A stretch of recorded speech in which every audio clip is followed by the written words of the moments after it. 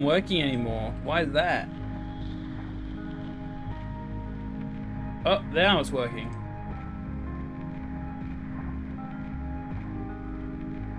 Will it continue to work though? Or will it like cut itself off in 10 seconds?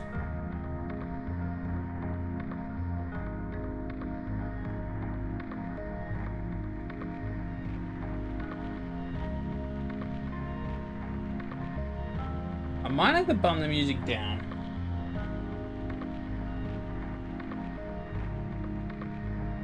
I should have listened to the previous stream, see how like crazy act out. Okay, will it cut off in 10 seconds ish? No, it is live. Cool. Then we don't need any of that open. Let's go.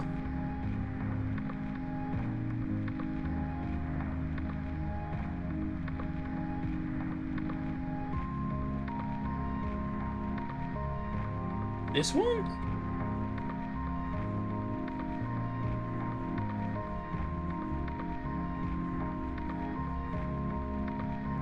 I think it's this one.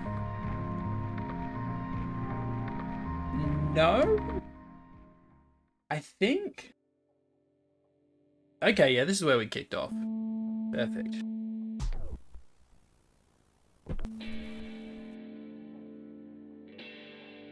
This is the kind of a asshole. This is Barry from Daycare on Northwest 159th Street.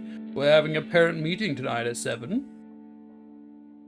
NW got it. I'll be there at 7. Discreet. He's got like snake eyes. Where'd you go? Peculiar.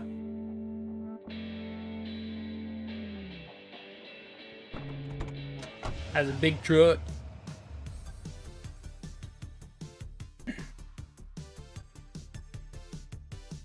Oh. Why, hello there. We're just about to close up here. Is there anything I can help you with? I'm a member. So I'm glad to hear that. Thank you for your support. Look, I got this plan. I know it sounds a little crazy, but just think about it for a little while. Okay? I think I might be onto something big here. Alright, let's hear this plan of yours. Make it quick. I really need to be on my way. Alright, so I've been getting these strange phone calls. Strange phone calls? I wouldn't know anything about that. Well, just hear me out. Like I was saying, these phone calls are telling me to do stuff. They sound like they're some kind of misplaced calls, but they're not. And if you don't do what they say, well, let's say you don't want to disobey them. They mean business, if you know what I mean. So it's not in their head? Oh, that was a close one. I almost knocked over my drink. Okay, so they're being threatened, but how do you know that something bad happens? What do you think that had to do with our organization? I don't know, I was thinking, what if we set up a similar operation except, like we go after the Russians, free America oppressors, you know. This guy is cooked.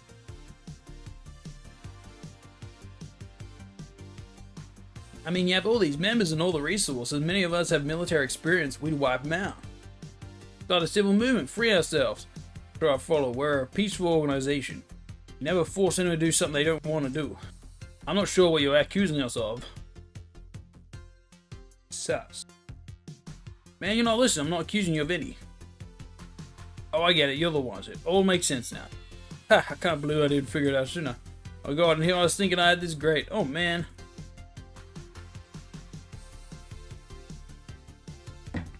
Yo, man, I need you to get the hell out of here. Don't talk about it here, Ed. Gotcha. Don't worry. I'll keep your secret safe. You can count on me, brother. Both patriots, right? I'll just go now. I have something important to do. Know what I'm saying? I think this guy's brain is cooked. Withdrawal. Nail gun. Oh, he only has snake mask. Oh. Oh, now it's quiet. Yeah, that's better.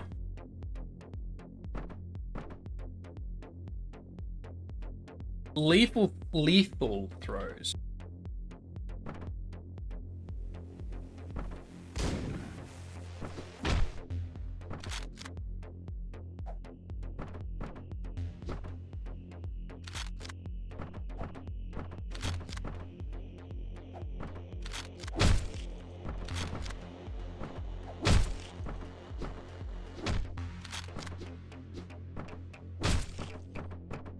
What is that guy doing over there?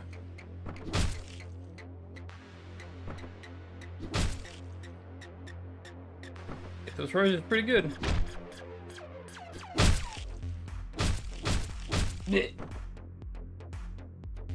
How does lethal throws work on you though? I need to fight everyone except them.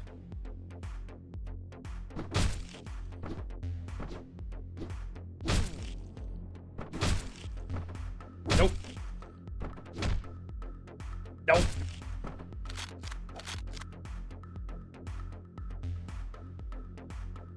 Why you got a shotgun in the toilet? That doesn't make any sense. Okay.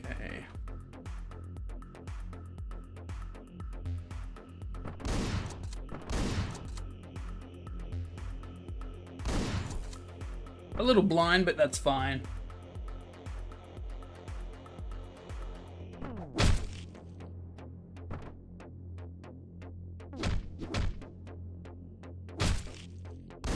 Oh.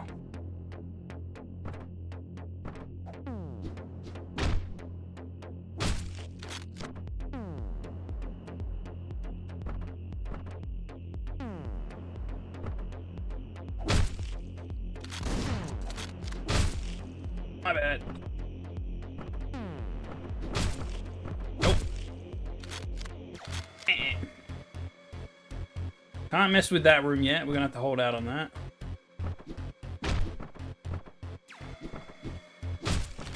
The reach on this is a little, not accurate.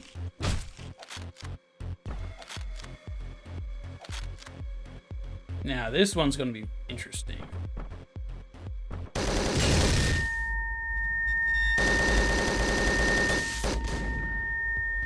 What caused that oh, it's a meth lab. Oh.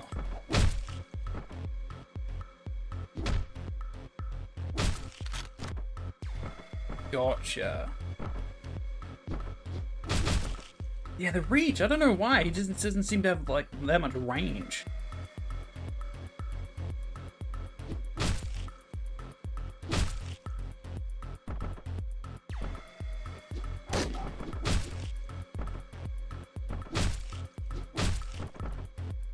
Getting there though.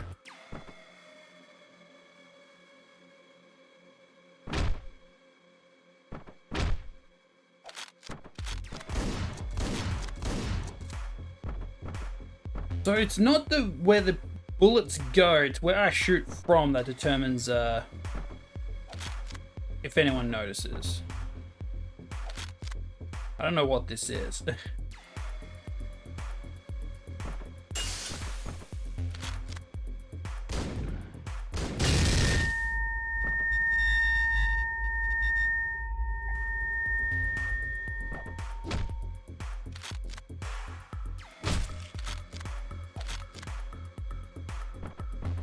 I think the one I can swing with.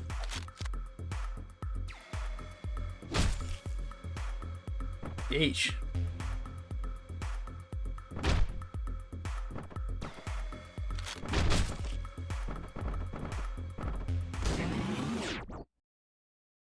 Huh?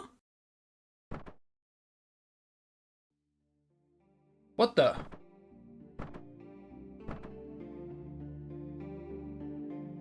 Wait a minute. Was that supposed to happen? Interesting. New mask unlocked, Dallas. He's not gonna talk, is he? Doesn't seem like it. I mean, you shot me with a shotgun. Who's this guy from? Face-wise? He was... Tattoo guy, wasn't he? Got any last words, asshole? Oh, well, I guess he's dead. Old kick in the bucket. I don't think this guy was in the last heist thing where everyone got killed off. So, did you find anything? Well, no, nothing substantial at least. Told you so. So we're good now, right? No more favors? Yeah, no more favors. Sorry I couldn't be more help, buddy. Yeah, me too. Right, he wanted some dirt. Oh, why'd that get cut? Tomorrow's our last mission, huh? Yeah, they can't find another bullshit reason to get us killed. Once I agree with you, Barnes. Why are you always picking on me? We're in this shit together, right? As for tomorrow, I don't get it. I really don't. How the hell are the four of us gonna capture a power plant? They should be sending in a whole platoon. Place is likely booby-trapped, too risky for a whole platoon. Guess we're more expendable? Do you see this? Can you see my face? What the fuck? This is my true nature. You see, don't you? This is who I am. This is who we all are. We're animals. So tonight, a bunch of goddamn animals. They're sending us out to slaughter or be slaughtered. Here we sit until they tell us what to do and how to do it. No will of our own, just mindless obedience. Who's this guy? It'd be one of the twins. No, this is the Colonel.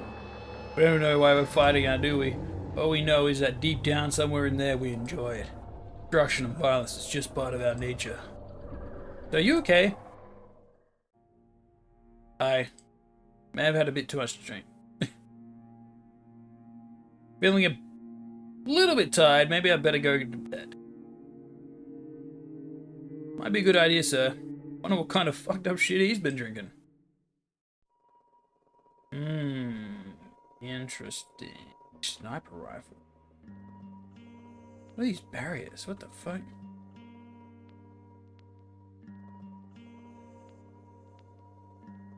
Oh, Janet. Yes, sir.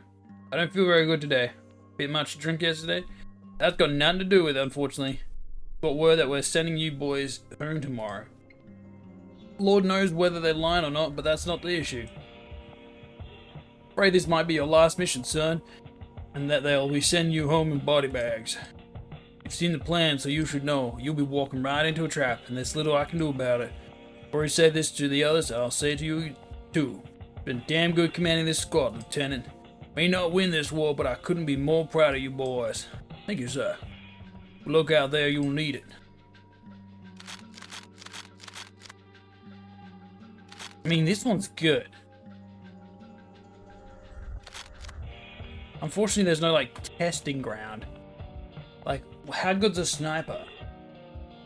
The fire rate must suck, but the range must be sick. But does the range matter? Why would I not want a machine gun? Maybe the ammo count. Casualties.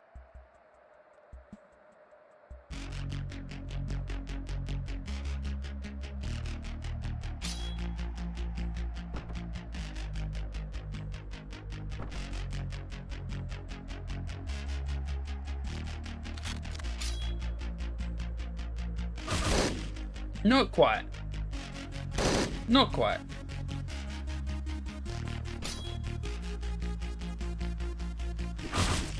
Triple kill. Oh, there's like multiple.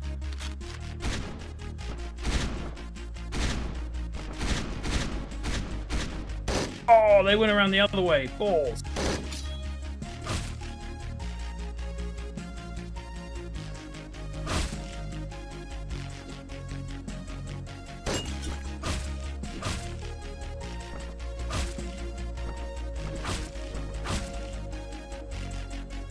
Hey, if it works, it works. This wall area sucks beans, dude.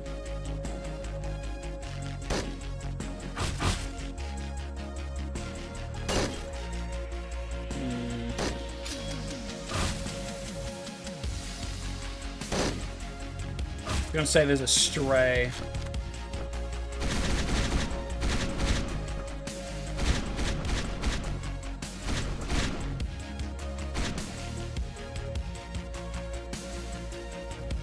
Okay.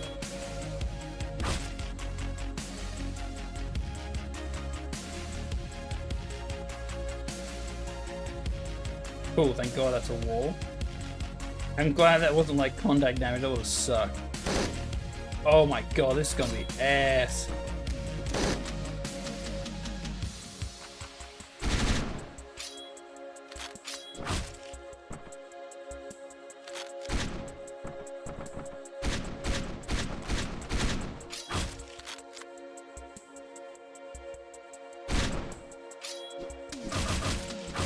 God damn.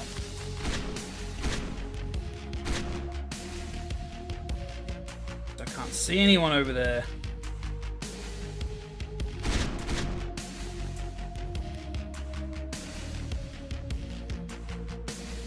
There was a guy up here too.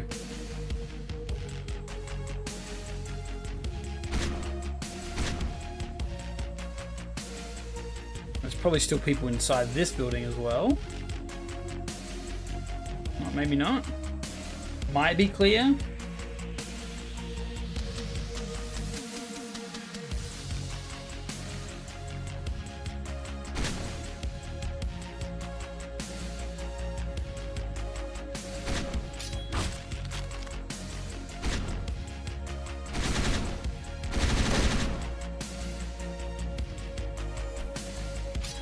Okay, that wasn't too bad.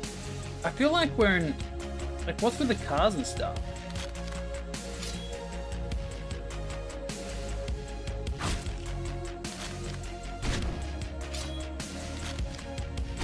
Like, why would I not keep an assault rifle? Oh.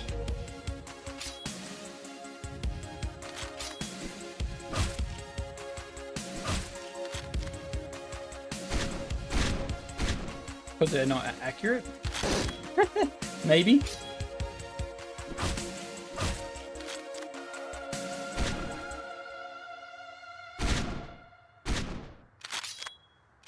But 10 bullets. I mean, we don't get many rounds, but does that matter?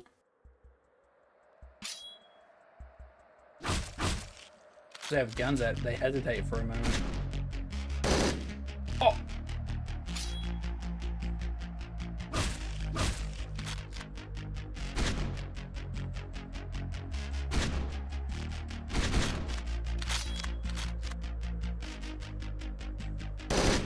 Oh, they got some strafers that kind of hook around here. I see.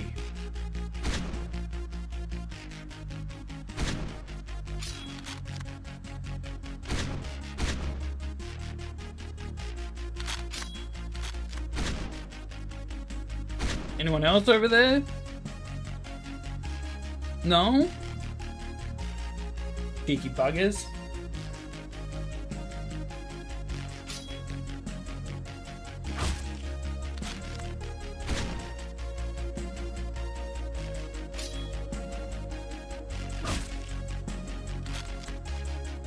I don't think I saw anyone in there.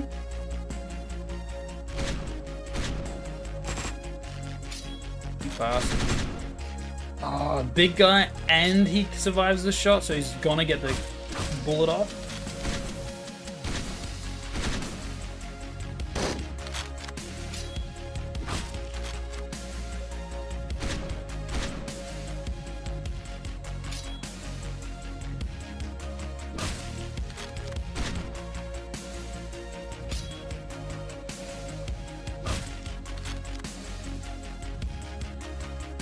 Did he come from here or did he come from over here?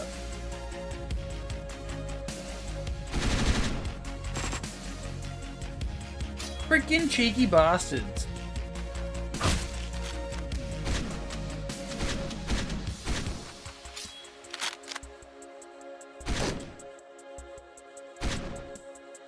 I swear they spawn on the map, or they got like a long process to get to.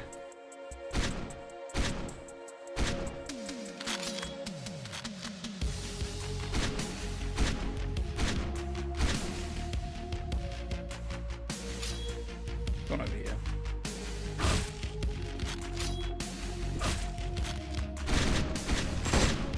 Damn it. Okay, at least we know where they are.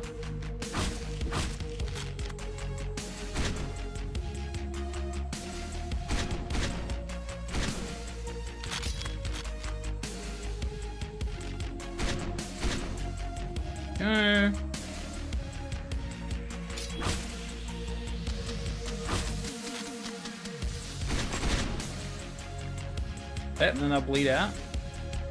Second one. Assholes.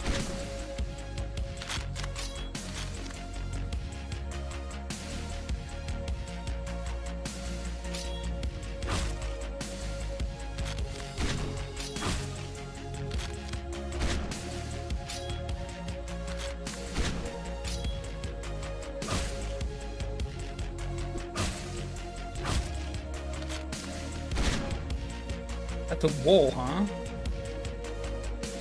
Interesting choice.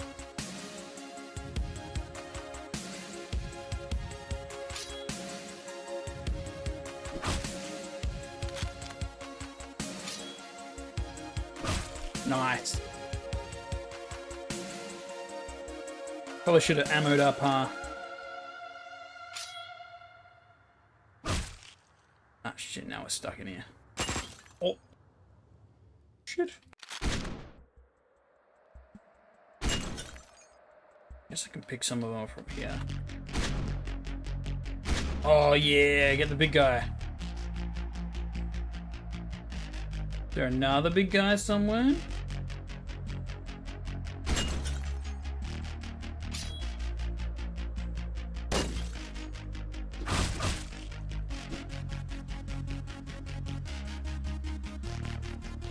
Gonna get fucking problematic. Especially if there's not a big guy.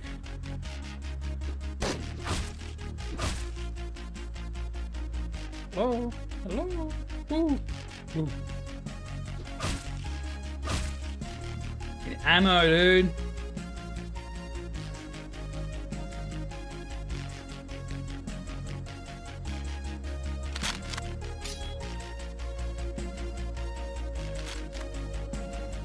Not many good spots to hide from here.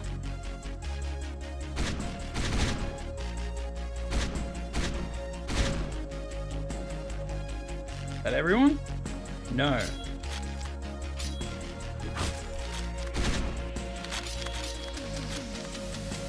Up we go. It was a power plant though.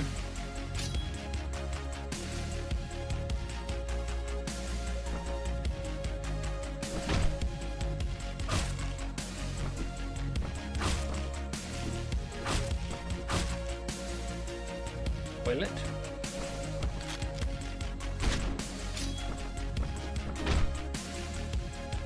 Get up.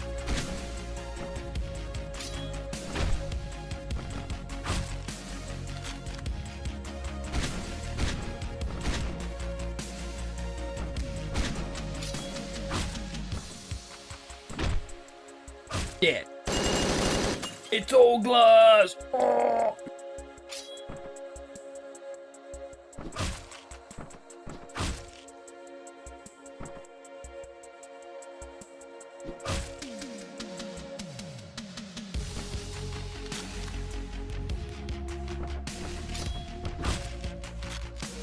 We had to pick some up there. Perfect. Oh, damn it. Good trade, though.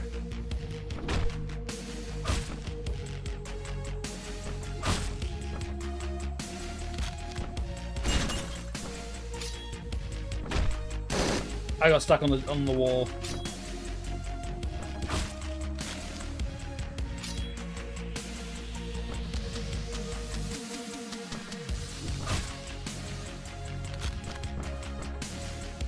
Come on, pop your head out.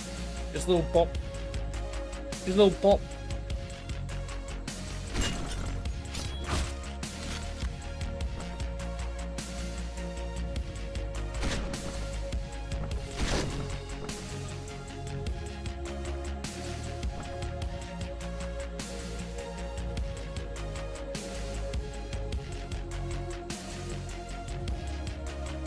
Thought I saw someone running.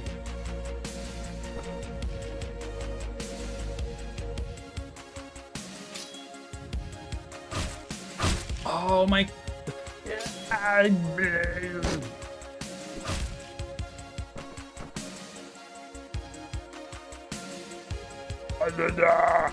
Oh. Knocks himself with the door. Don't hit yourself on the door on the way out.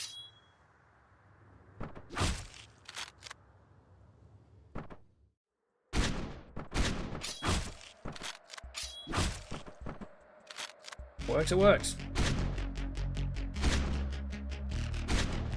Yeah. I got points. That worked. Hey. Okay, I think we're clear over here. Think.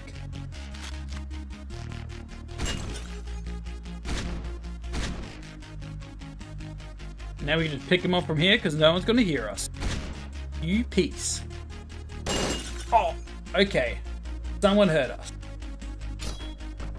Oh, okay. First time that's happened. Okay.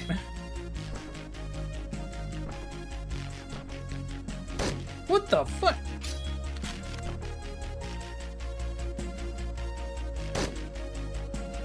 Okay. Do it this way then.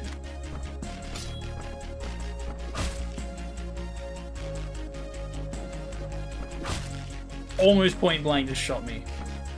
That would have sucked. Damn, double door. Fuck.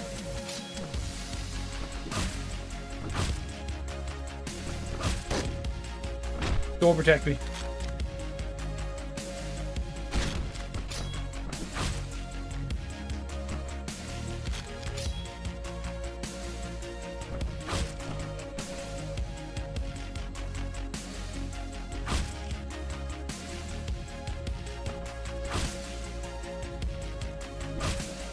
There we go. Okay.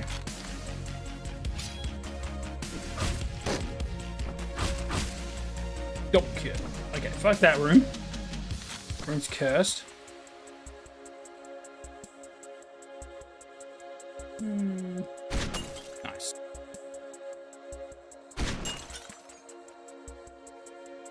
Don't know if I got anyone there.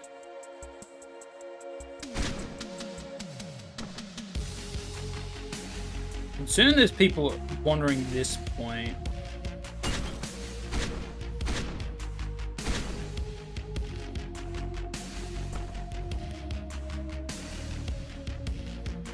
Okay, it's clear over here. We can backtrack now.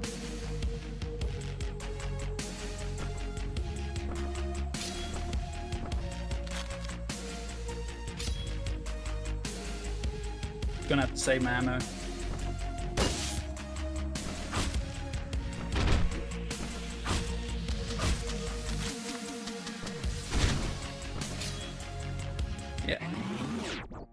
Now we leave the area.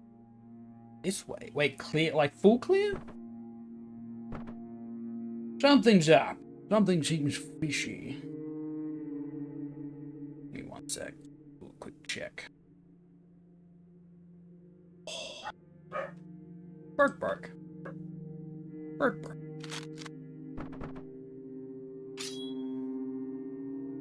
Oh, they were killing stuff here too. Oh, I might have to pop the AC on. Looks like their boss totally lost it.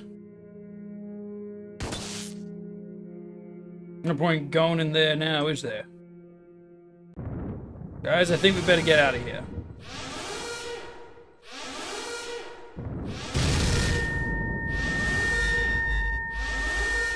Wait, what?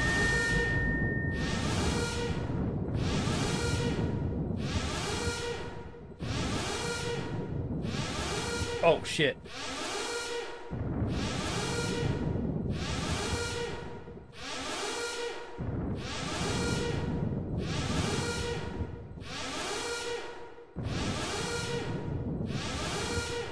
Was this doomed from the start? Also, that person's dead. Are we just...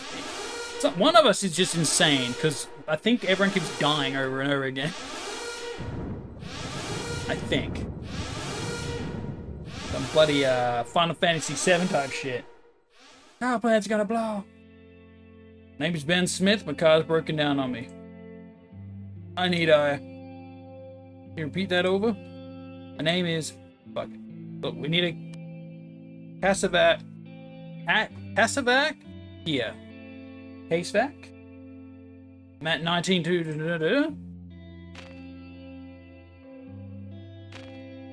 Who's dying? Hang in there, buddy. They'll be here real soon. Who are you? No anything to thank me, kid. It's on the house. You would have done the same for me, right? You would have done the same for me, right? I think I hear the chopper coming now. Maybe you should take this so you don't forget who saved your ass. The lady died. The big guy is still kicking. Because an explosion blew her in half. So maybe she just isn't around. That doesn't seem right because she did run a bar. The flamethrower has been acquired.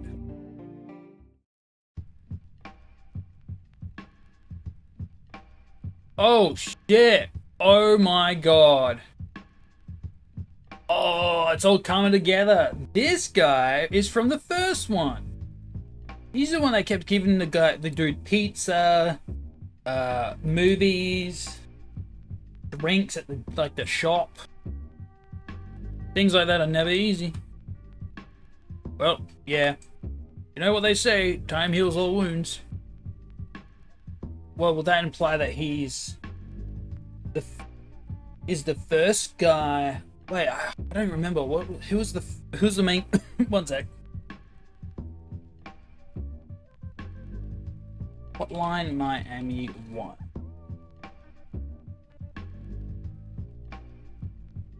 I don't think he had a face. He always wore a mask. But he was in the hospital. Right. So remember that photo we talked about in Hawaii? Did you ever get around to sending me a copy of it? Oh, right. Right, well, whenever you get a chance, man, look, there seems to be something going on outside my shop. I'm gonna have to look, okay? Talk to you later, bye. Oh my god.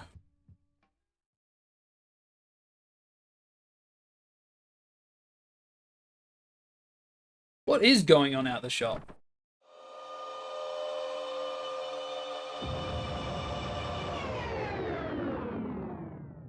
Huh? That was a nuke. That doesn't seem right.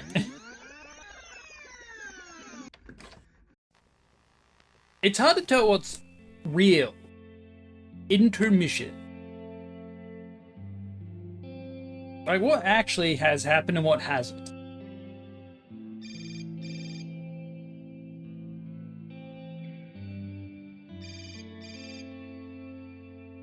Where the hell's my phone? I'm at home, that's why. Because he's making a book. Hello, Evan speaking. Hi, this is. You spoke to my mother. She told me to call you. Said you want to talk. Aha, we got some info about the masked maniac, right? Right. I didn't think you'd call, to be honest. Well, if you got time, I'd love to hear your story. I've got time, alright, but it'll cost you. You see, I need a plane ticket. I know it's a lot to ask for, but sure, it'll be worth your while. Do we have a deal?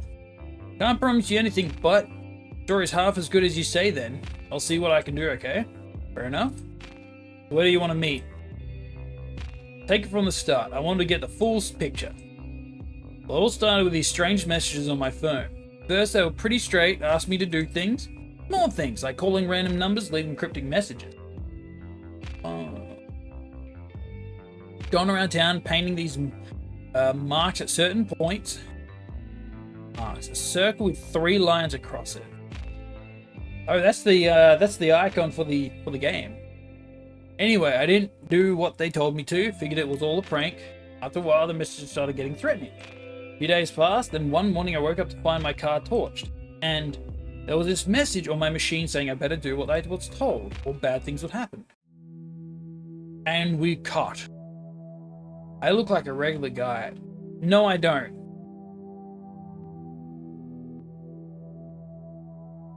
I'm not pale like the duck guy.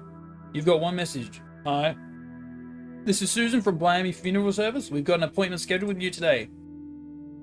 For the funeral of a Rosa Berg. Come whenever you like. We're open all day. Our office is on. Click.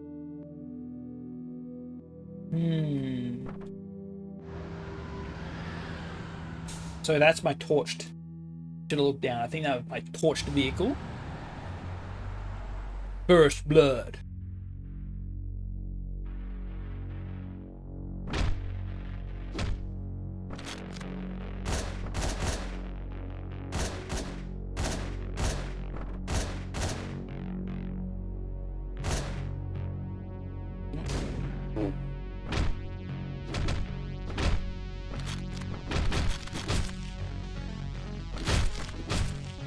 Do it all outside. Min-max.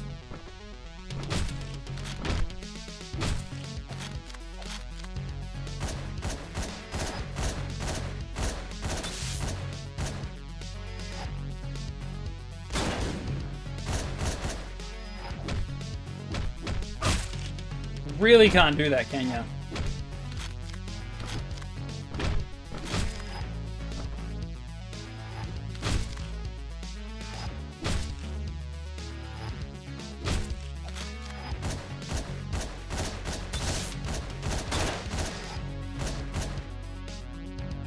Bombing those kills.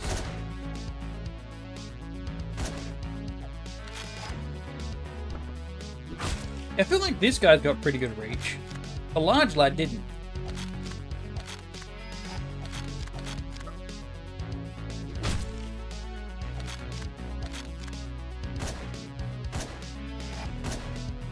Who's deaf? Floor clear. Shotgun time. Okay, can't really go loud and proud. Then again,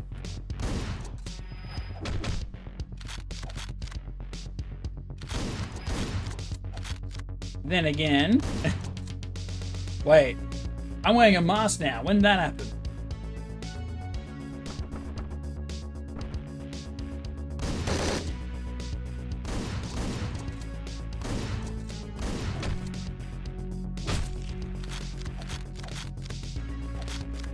When did that happen, actually? They obviously want me to do mask stuff, so maybe I don't know if that's the deer.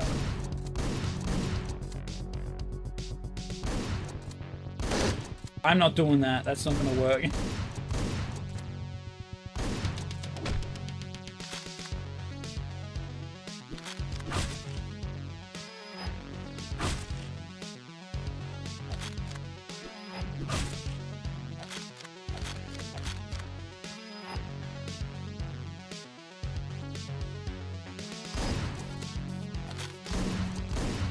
Glad I picked up another gun. That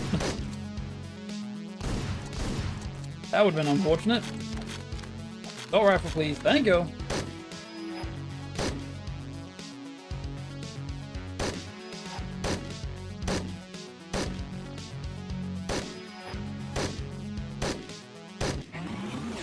Clear. Leave the area. So is this could be, this has to be a prequel because we're getting intel on how things have gone. Hommies. What is the association with that? D+, man, that was trash. Let me go back, and then what? Like, obviously you threaten the person's life, but how do you know? Huh? Wait, is this a system? Oh, Mom, what are you doing down here? I was hungry, so I decided to have a snack. I can take care of myself, you know. You don't have to worry about me so much. No, the doctor told you not to move around too much. I don't care about what the doctor said. I'm not dead yet. I've still got some fight left in me. So basically, everyone's probably got something there. Protecting, helping. They have a reason to keep doing this shit. Mom, I have to head out for a while. Oh, is it something urgent? I was hoping you would give me a bath. Really bit cold. Sorry, Mom. I'll help you with the bath as soon as I get home, okay? I see. Well, where are you going then? Is it another job interview? Sure you'll get it this time. Don't get your hopes up, Mom. Finding work ain't easy. You're such a bright shit. Don't worry, you'll find something eventually. Yeah, well, I gotta go. I'll be back as soon as I can, okay? Run along now, dear. You don't want to be late. Don't worry about me. I can take care of myself. One new message. This is Andrew from Package Express. You have some goods to deliver at any... So this is how they basically probably looped around the cops. Any way of tracing is just a lot of these like deliveries and general things. The shipment may be fragile, so make sure to handle the packages carefully. Don't be late, and don't forget to wear your uniform. Suspicious. Shit. realize something. Oh. Well. Demolition. 18th scene.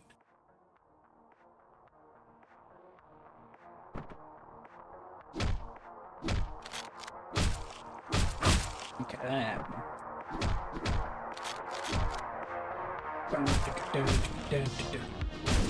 Okay, that guy.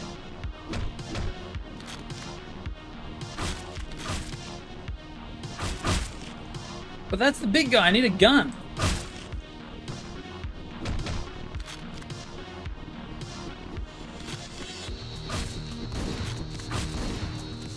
Like, what the fuck am I supposed to do with this?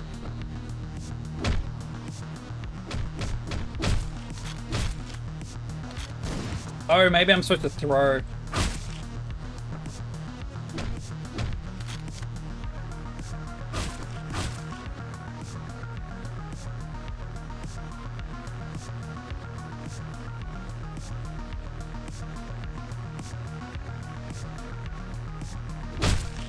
Yeah, I think I'm supposed to throw.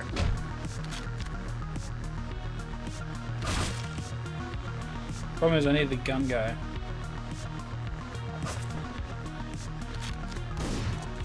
No friendly fire.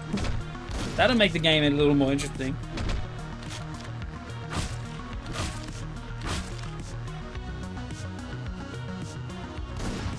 Fucking... Wait, can I just go on the outside and attack from a different angle? Yeah, probably. Yeah, probably. No. Even though they're doors. A lot of entrances, though.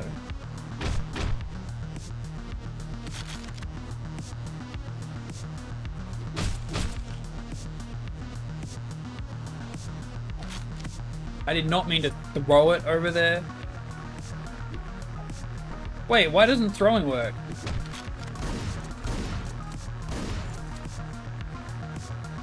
It worked. It works.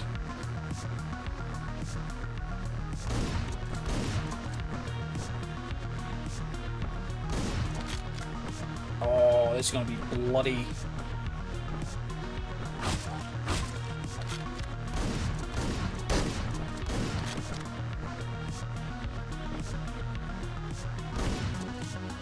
You piece.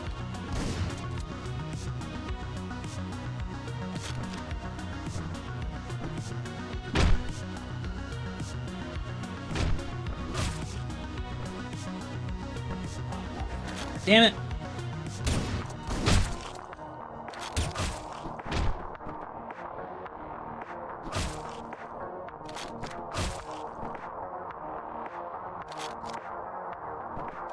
Ah, shotgun's gonna one shot. Good hitbox.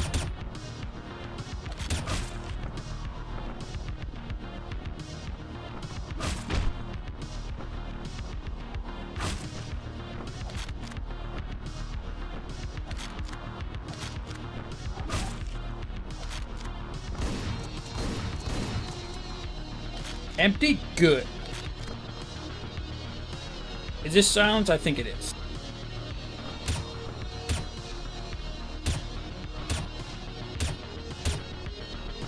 Mega kill.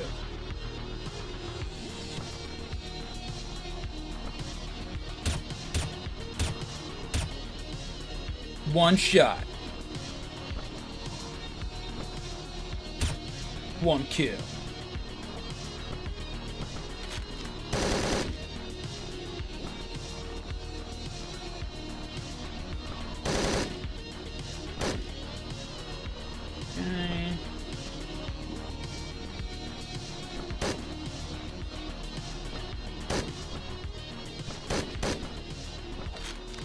Bit more ammo in this one. Corner.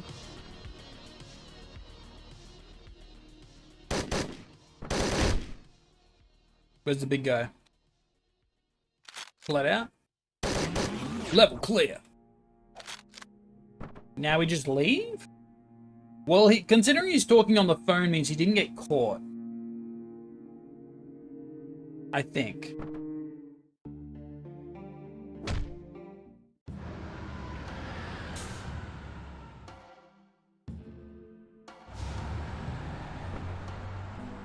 Mama.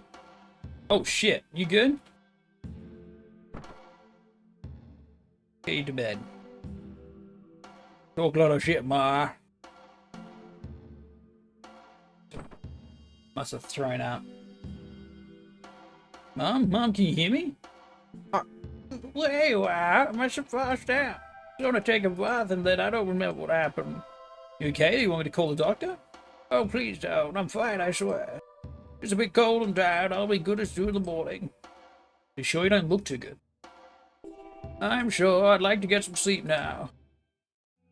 Well, she's not dead.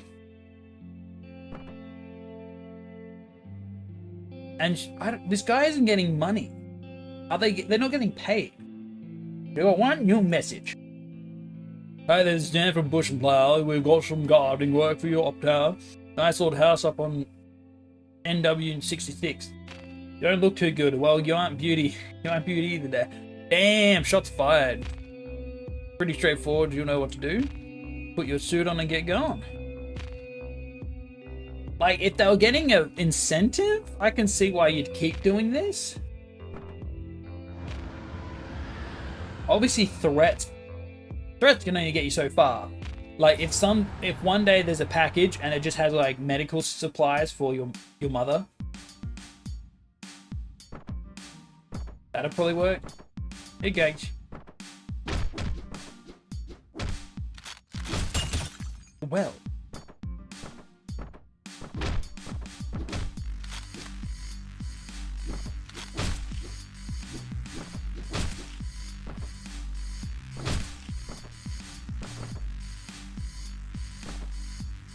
Oh, there's so many guns. Oh, shit.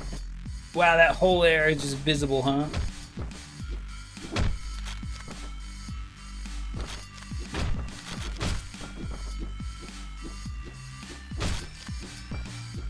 This guy's just stuck on the door.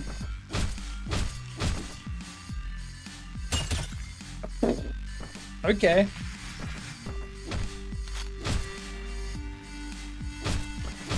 You can't do finishing moves. Bark bark.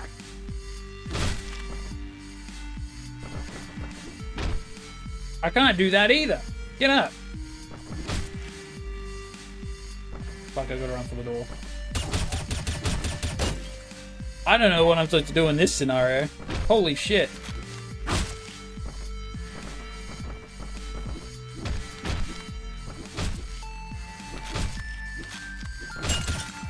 Oh, I pissed him off though. Now we have a gun. Haha. Windows are the bane of my existence. First game as well.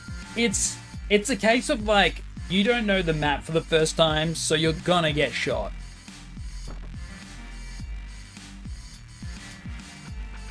And there's not much you can do about it.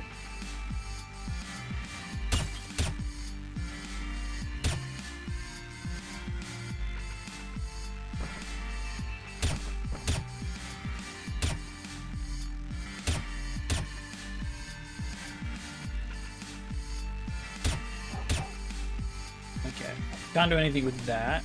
Back to pipe. Now we just have to kite people at this point.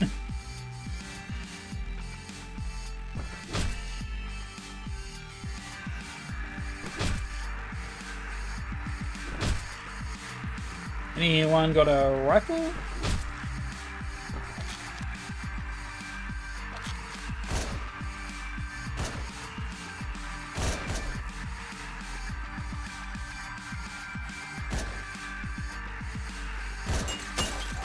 Oh shit. Went south real quick.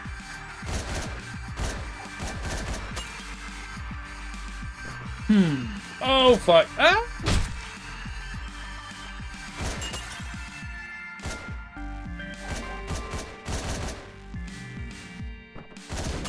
Ooh. I should not have done that.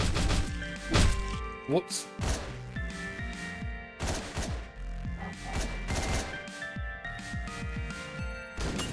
There's literally just a guy over there.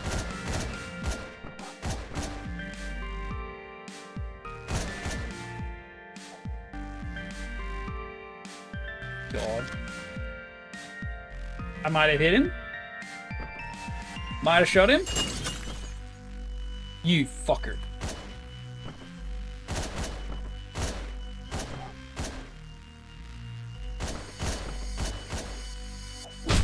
Punches me, dies.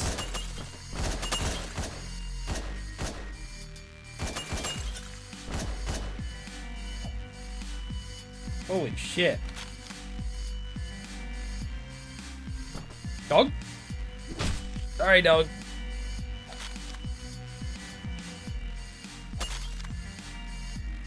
Empty?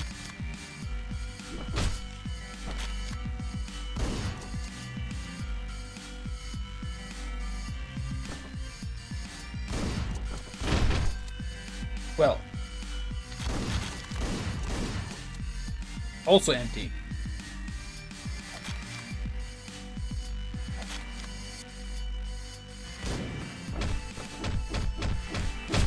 I should really be throwing my gun at people more often.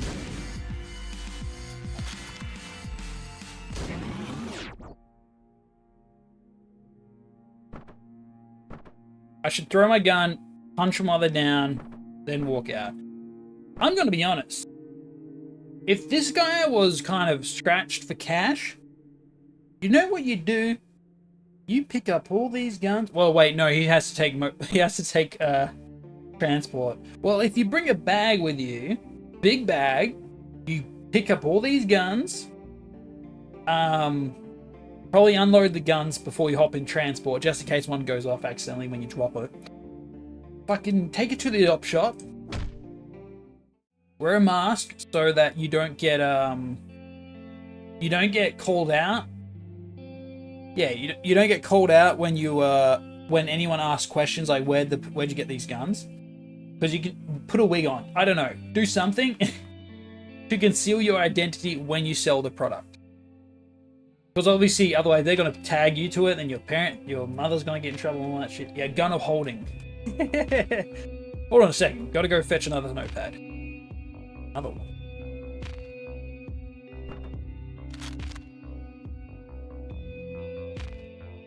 Alright, I'm back. So I'm in there, just waiting for the trial to start, and I can tell you, time moves slow when you're locked up. This one day, I'll get a bit locked up. You went to jail? Went to prison?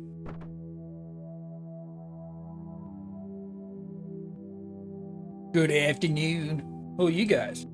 Told you he wouldn't recognize us. Why are you here? Tying up loose ends. Just a little precaution, seems it wasn't really necessary. Afraid I don't understand. Oh, we didn't expect you to.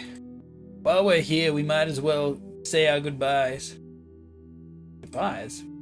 Yes, after all, you served us well. But it looks like your time's up now. What are you talking about? Figure it out, I'm sure. It's nice seeing you again, but I'm afraid it's time for us to leave. You take care now. Is that a bomb? Oh, that was a phone. There's gonna be explosions. Something's gonna blow up. Release. A lot of blood on the screen. Punches the guard. Or someone's in here is gonna get us killed. Say your prayers, asshole. Oh no, is this a boss fight?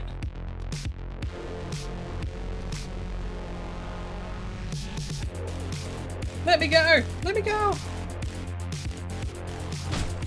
Okay. Cool fight though. Cool fight, bro.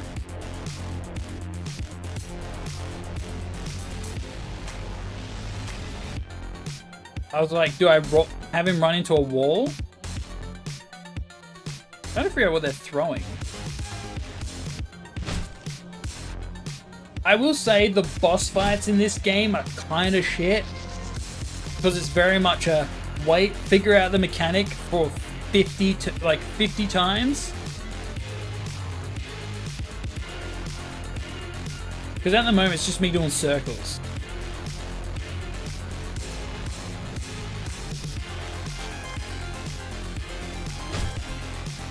Okay, that was a good boss fight.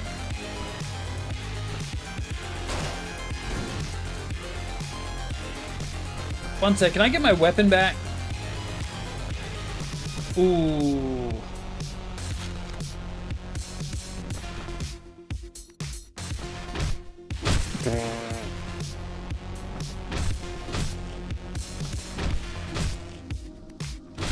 Damn, what a I love how strong doors are in this.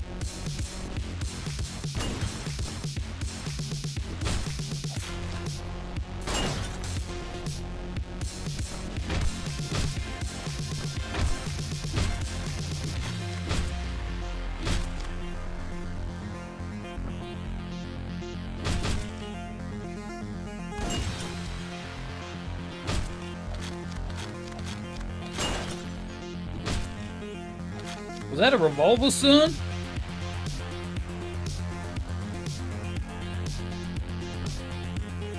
Oh, that was just a guy there, okay.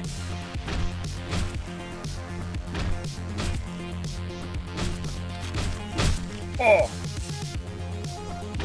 I get a feeling those guys did something.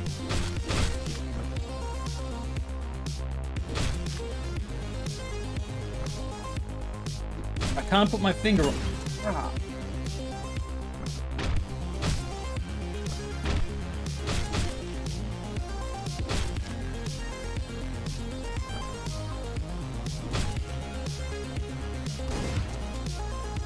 Dude didn't even reset. What a dick.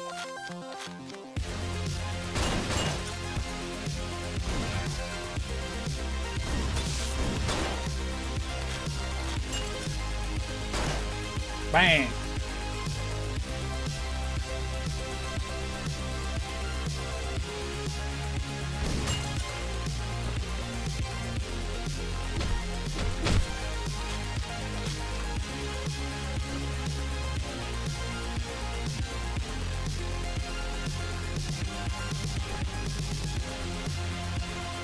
Looking around.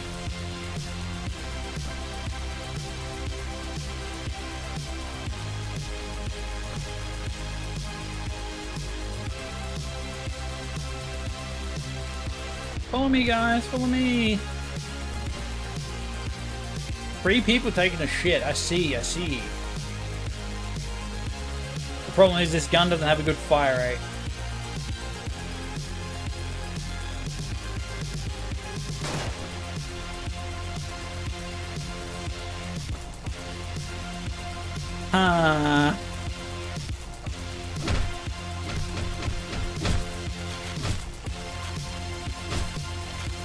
It works. I'll take it.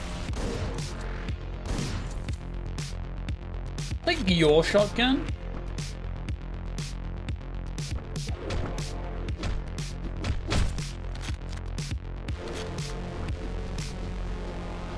Die already.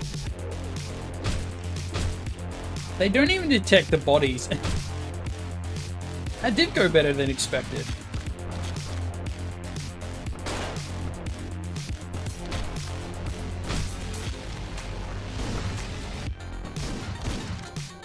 Not so much.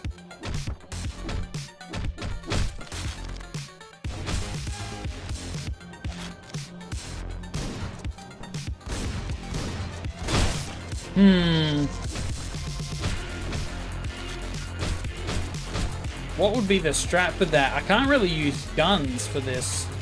Where'd I throw my weapon? Hey, can I get my weapon back?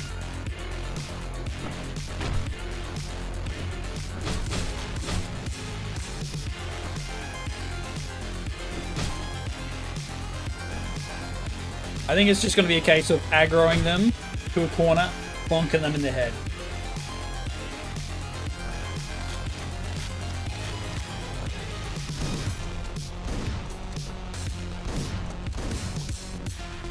Ooh.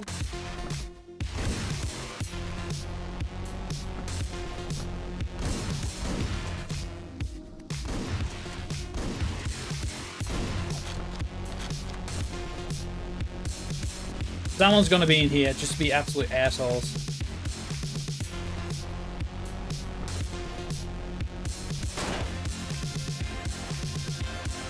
Nope, it's actually clear.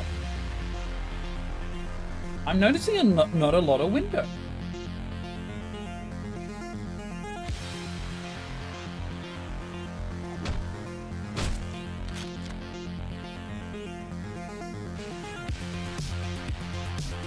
Uh-oh.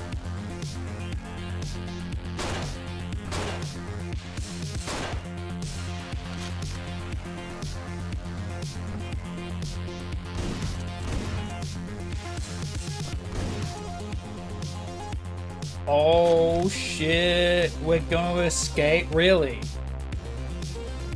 Putting on the clothes and just walking out? Oh wait. I get it now. That's a big bulky guy. He scares me.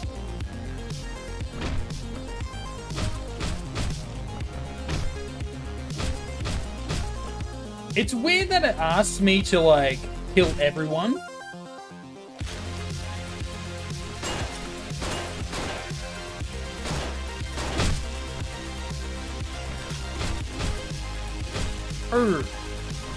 They're not bulky, they're just big. They're not chunky men.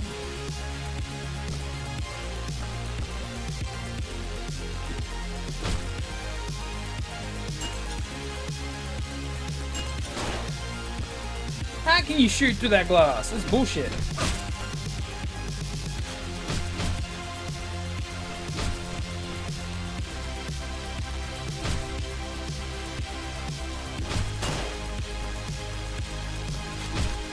They go fast though, holy shit.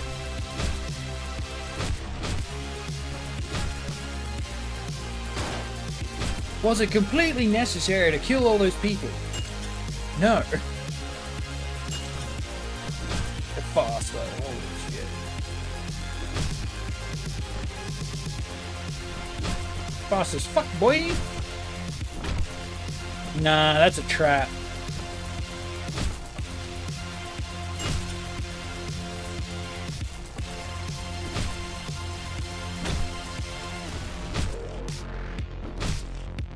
That everyone?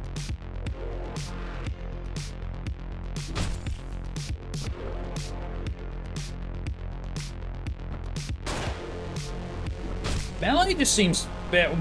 I say that, but now we need a gun.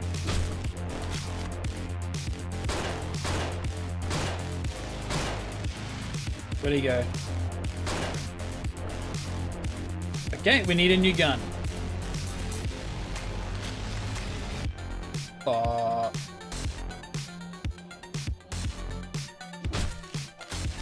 Take that. Well, we're fucked. Jesus Christ.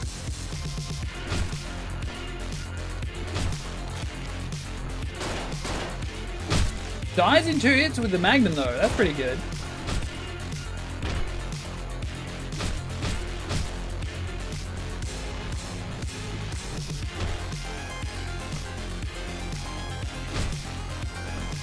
Oh my god, are you kidding me? Come on. What the fuck? Swing, damn it! There we go. Do not investigate this area, please. Oh shit.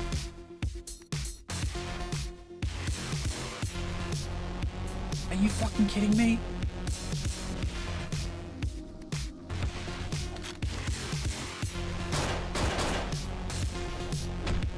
Completely forgot that guy existed.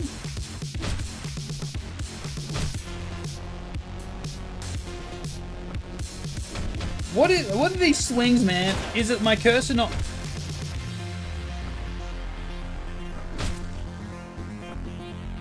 Fucking speedy ass ninjas. They have like their reach is fucking huge, dude. What the fuck? Get out of here. Fuck. Like, what the fuck are you supposed to do? Big guy sees you, you're kind of screwed.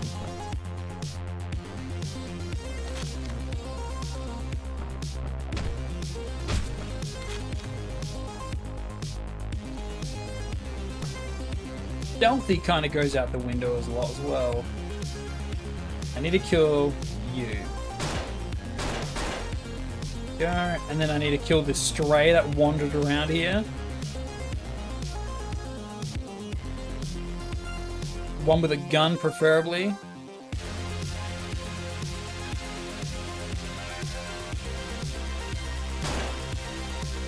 Oh, this has piercing. Oh.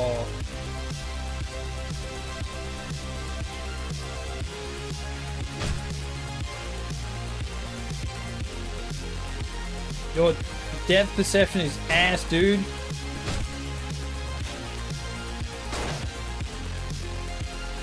Is that a shiv?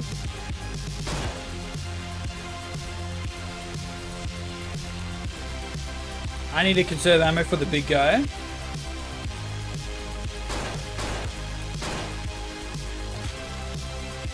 That'll do it. You fucking stupid ass grabbers. They remind me of hunters in Left 4 Dead.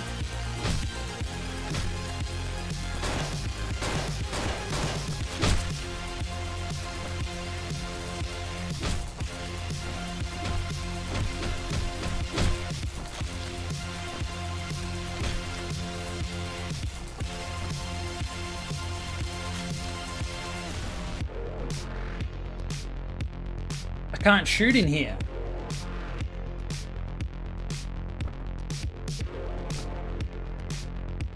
Can't be done.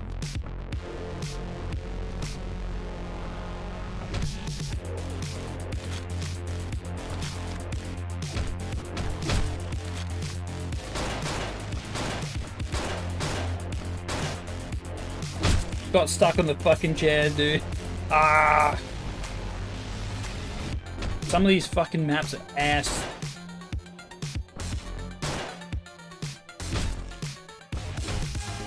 Like, I think the grabbers, you're supposed to spec like this.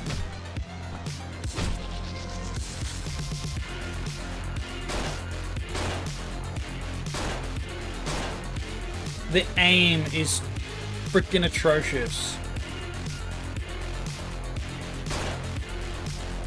I fucking give up. I swear to fuck.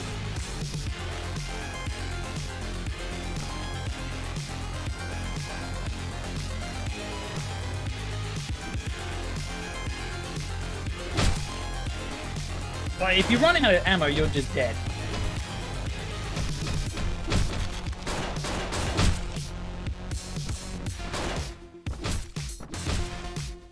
But this map for some reason is just fucking ass.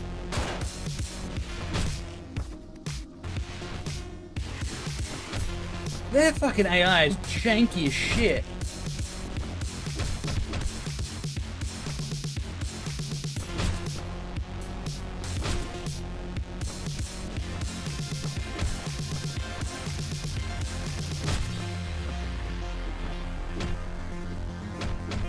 Get out of here.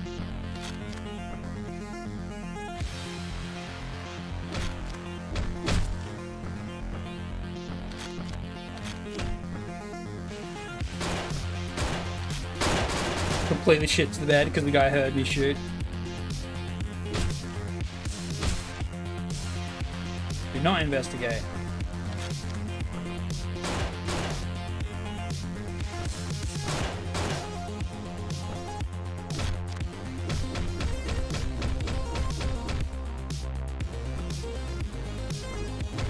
Fuck you, grabbing dudes. Eat shit.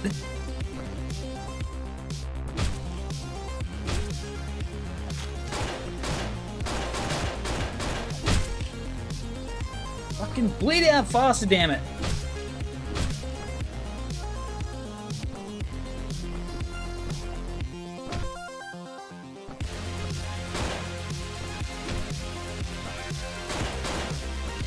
Eat shit.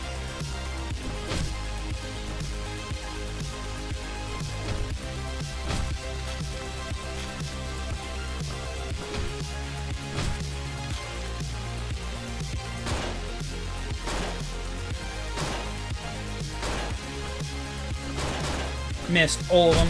Get stuck on freaking chairs. Gets fucking bonked. Fuck off. My reach is bigger than yours. Haha. Fucking losing it. I'm losing it like this guy here I'm playing as.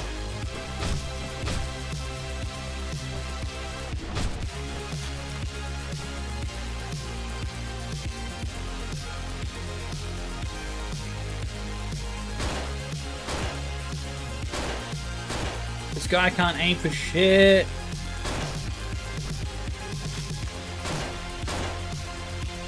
Holy fuck. You didn't see me. Get the fuck out of here. Is it because I got a... It's because I got a right hook. I'm swinging like I'm left-handed. That's the issue. Dude didn't even know I got shot. Oh, there's... The guns have, like, spread. I think there's only 2 large lads in this.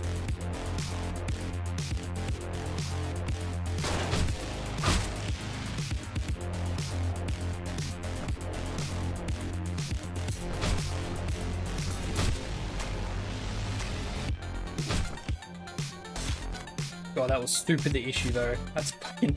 That's funny.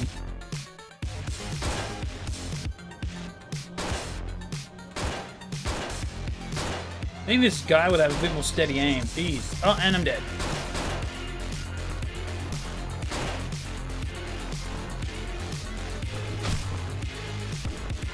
I feel like you have better luck just being a, putting on some prisoner guard now.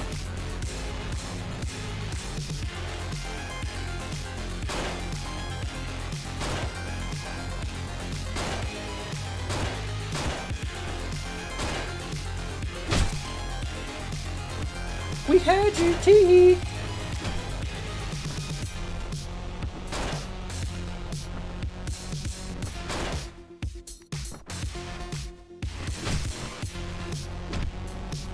Ooh. I'm so sick of these grabbers. Get the fuck out of here. I'm gonna just reset.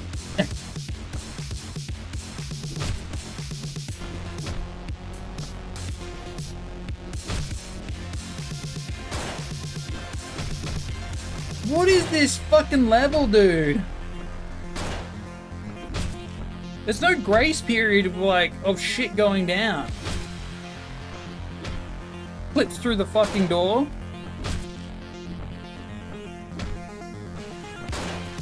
I'm gonna die again to that last guy. That was literally me, like, the difference between me not being in this fucking level.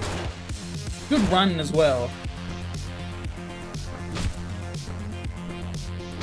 Nice sense to only react to your gunshots. Yeah! Violent build.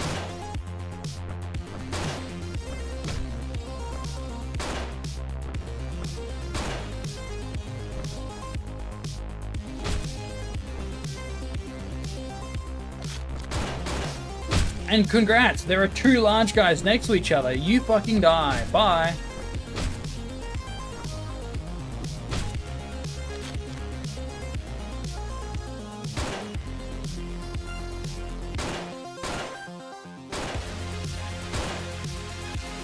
Assholes.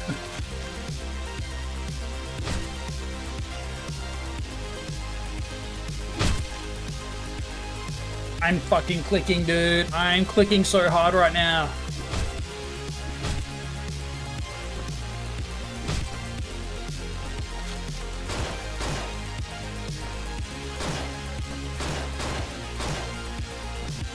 Oh.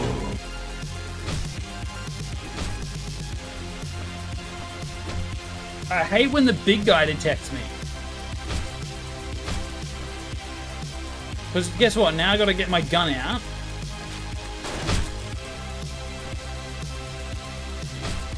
I gotta wait for him to piss off.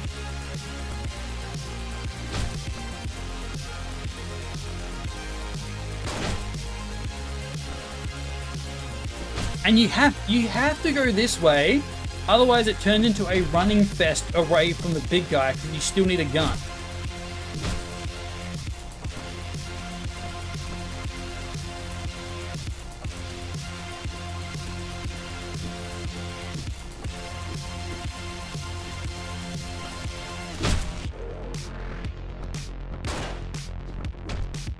The fact they fucking clip through doors is bullshit.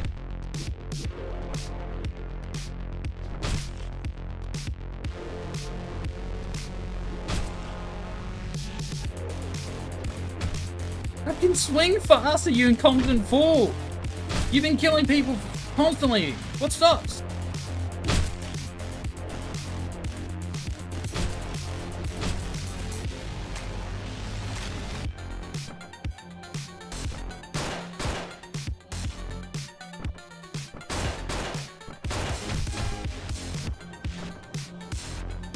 I got XP for that kill, by the way, before he jumped me.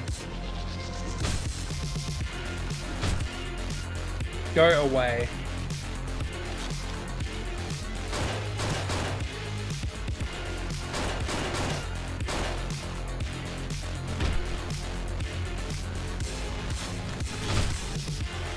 God damn.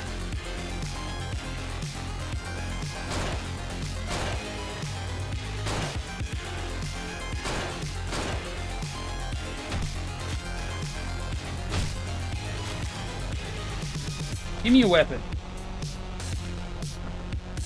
I don't remember if there's anyone down there.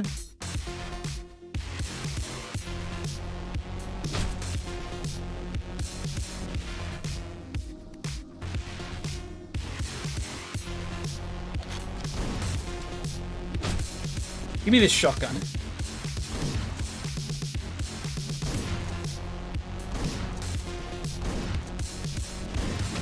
They can fucking crouch? Are you kidding me? Holy fuck!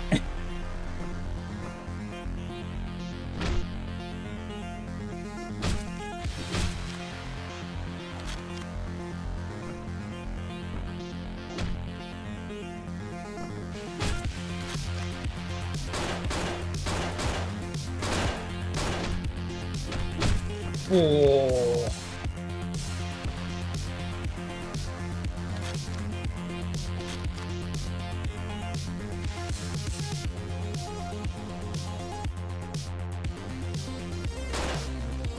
Can't keep using guns, man.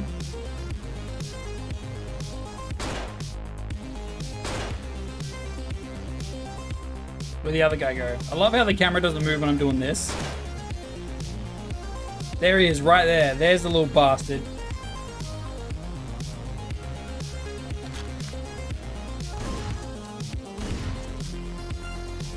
Why can't he dodge? I dodged the bullet. Fucker.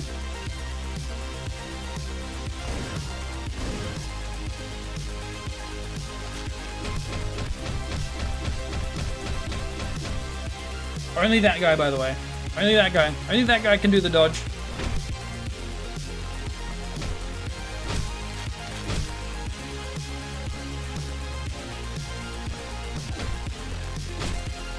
For some reason, only him.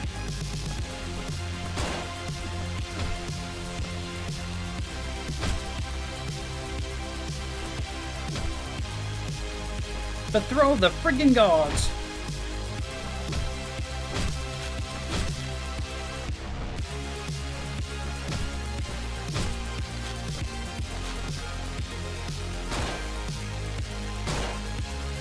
Assholes.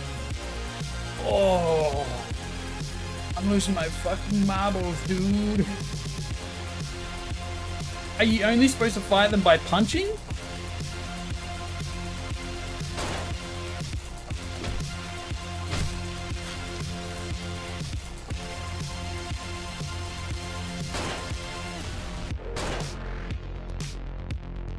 Cheeky shit.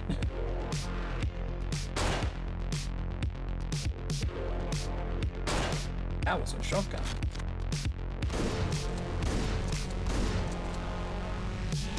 I can't... It makes no sense that they can dodge that.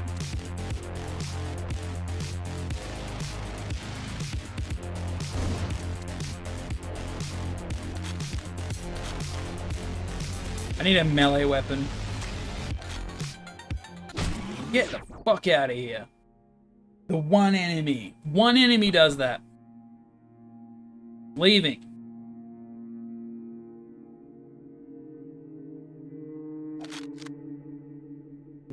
We got this. We're evacuating. So get yourself out of here. Thanks. I probably wouldn't trust a SWAT vehicle like that. Could very easily have been not who they are. After that, well, there's not a whole lot more to tell, really. If I may ask, where did you go after you escaped? Guess I might as well tell you. I went to Hawaii. You see, that's why I need you to get me a plane ticket. Not for me, it's for my mother. Really worried about her, she can't take care of herself. Hoping you could get her to come here. I understand, I'm gonna have to check my bank account. I'll get the money for it one way or another. Huh, well, he's trying to make a book and stuff as well. I don't think you understand how much of a help you've been. Dick. I bet our house is gonna get burnt to the ground, and all of these are gonna get burnt. Dear Evan, I haven't heard from you in a while. I miss you, the kids miss you. I think we can still make this work. I can't live with a man who puts his job before his family. I still love you, you know I do. If you love me too, please call me when you read this. Honey, I just hit it big. I just got a huge thing. It's gonna make the book awesome. He's got to release this book real quick though, doesn't he? Otherwise, it's gonna just whoosh into the void. Oh, it's this guy again. You wanted to see me, boss? Yeah, we got things to do tonight. Like what? You know the strip club on 77th? It's opening up tomorrow. So, Colombians, they own the place. They're having an opening party time, VIPs only. Didn't even see that guy. Would have died on the last guy for sure. It's just interesting that it was just him. How'd you find out? How do you think they invited me? Bring your guns. We're gonna make sure they have a fun party. You want to start a war with the Colombians? Is that really a good idea? They've got a lot more people than we do. After my father died. Oh, is this this must be the guy from the first game. Wait. Yeah, then this is this is a sequel then. Not a prequel. But it maybe connects some dots to the first one? After my father died, they went in and stole our territory, our business. I think I'm just gonna let that slide. Yeah, is this really a good idea for it? Time for it? There's not going to be a better time. While we wait, they keep expanding. Now, who's the boss here? You or me? You got any more objections? Yeah, the boss. I'll do whatever you tell me to. Alright then, let's go. Oh shit, I'm playing the boss. I'm gonna die so much. Might be the same time in some places. I don't have the year in mind. I think it has to be a sequel. Because the flashbacks are obviously before the events. I don't know where the masks come in. And whether or not some things are just in their head. Yeah, it's definitely the Miami. It's definitely the like 80s and 90s. Oh, bodyguard, roll dodge.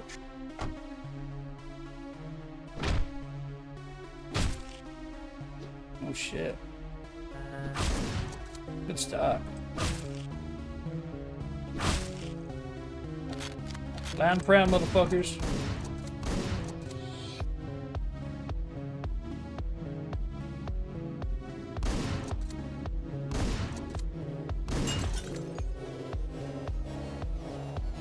Burns on this shit.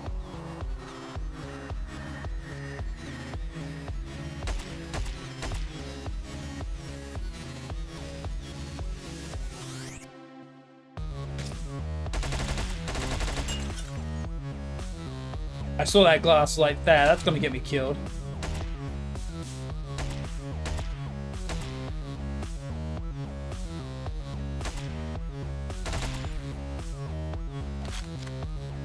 Let's go. What the fuck was that? Oh shit. A lot of guys. A lot of guys. Look at that, fucker. Holy shit.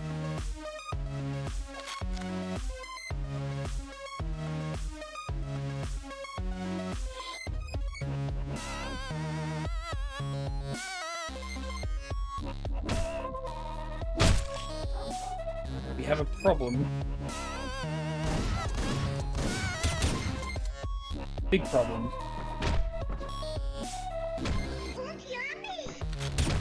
Doesn't use it. Silencer though. There's so many people here. Holy shit.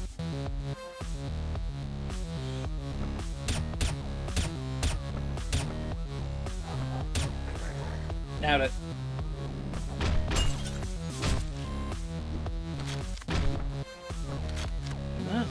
Hey, I was gonna say, where's his silencer? Where's the damn door? Trying to be stealthy here.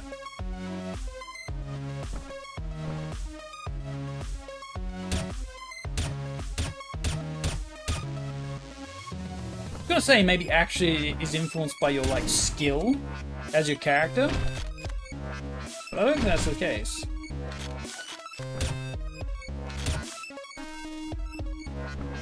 Yeah, I need you to close the door, please.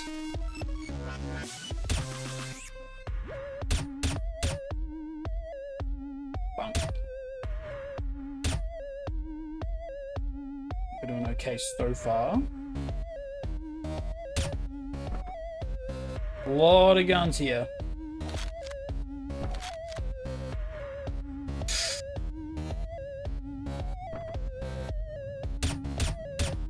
Okay, I think I hit him.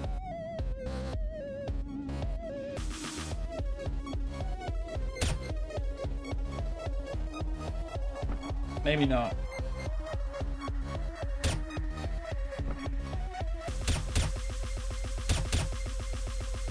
Oof. Balls.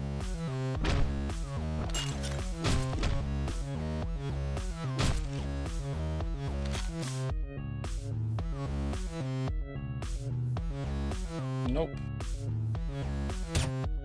Fucker. Door got in the way.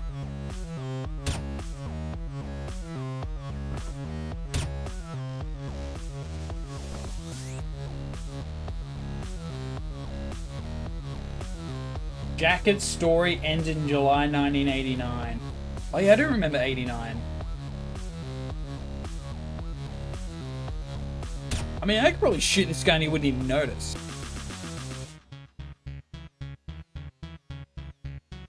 Where is it? Come on. Wander out of here, dog.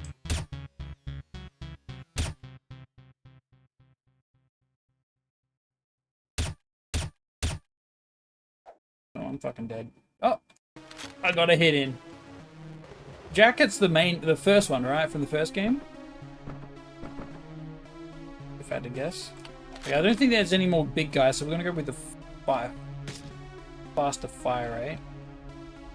Jacket and biker.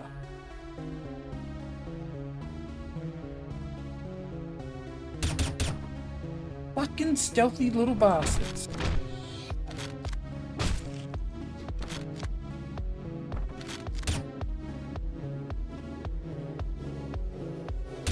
See, you can shoot the big guy and they won't notice because it's a silenced weapon. It's fucking insane.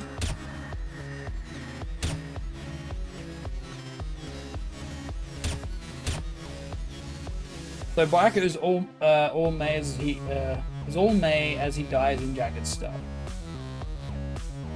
Right. It's all in his head.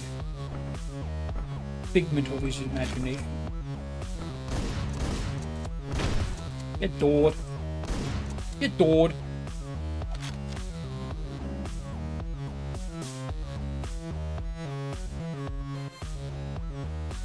Come on, just wander a little bit, buddy. Fuckers.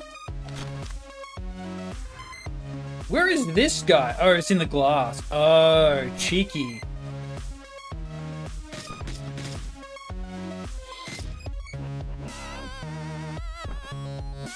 That's a cheeky spot.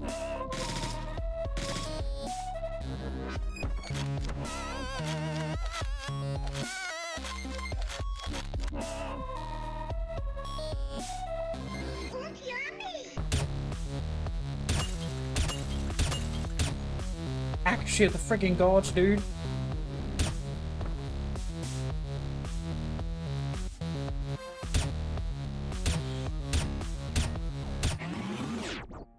think my guy would come in with weapons? You think he'd be supplied,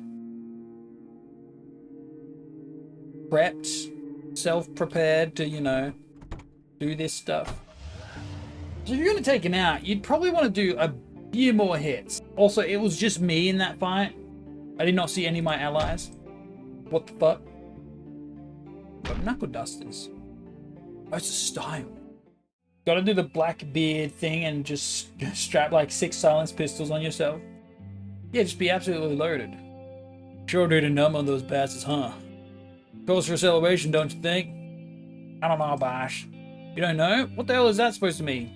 I think I'm gonna head back home. I'll see you tomorrow, okay? Wait, is this the same guy? And why is that? You've got all you need right here, don't you? I gotta get home to my girlfriend. Been a long time. This is a... Okay, this must be a flashback then. This must be a flashback. Because this guy retires and then he gets, like, poked up and then gets killed by the masked lads. You know what would be nice? Is if they, basically at the top of the screen, there's basically like a VHS tape length of, like, blank. And basically every time we do a chapter, it pops it into one of those, like, timelines. Because I'm not keeping track of the times. I'm not thinking of how long stuff took. Like, when, obviously the war stuff was first. But, like, what the fuck? Boy, that girl sure done a number on you, huh? You know, a real man doesn't need to rely on women to live his life. The minute you get attached to anyone, you know you're fucked. Besides, that girl of yours is way too good for you. One day she will come to her senses, you know? Well, that's none of my business. Going home if that's what you want. Alright, I'll see you tomorrow. Oh, before you go, left a little something for you on the desk. Buy your girl something nice, will ya? Yeah, this is the one that ends up leaving you. Bit of pocket money.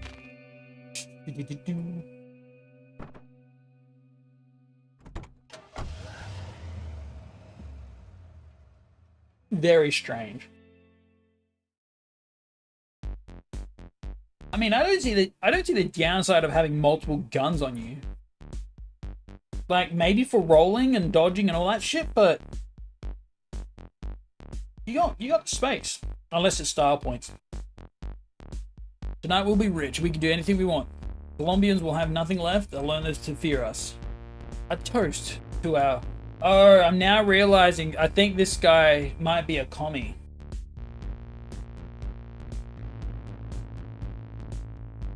Maybe. Just maybe. Earring, the red, the logo at the top. Of course, he's got a pet shark as well. Oh, I think I missed some lore. Shit. We're going in the van. Use uninvited. You follow me, but don't come with me. Blood money. 20-second scene. I feel like I need to watch a video of the timeline stuff. The cops. The cops. The cops, huh? Oh. Oh, fuck.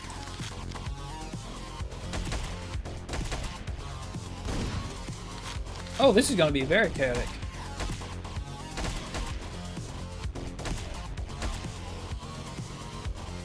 Oh, that's just a guy there, right.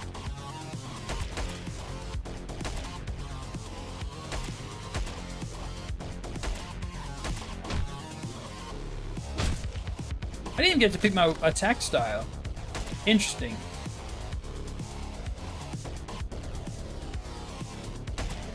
Holy shit, that guy just beat my ass.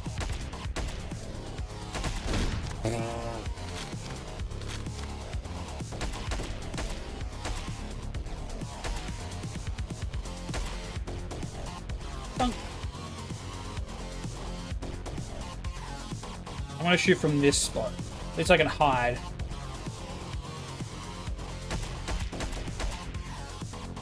Multi-kill.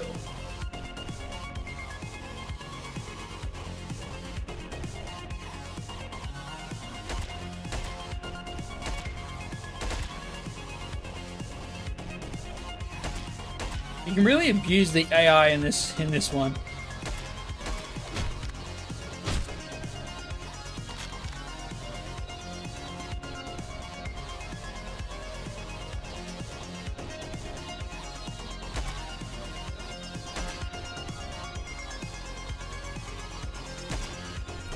At him.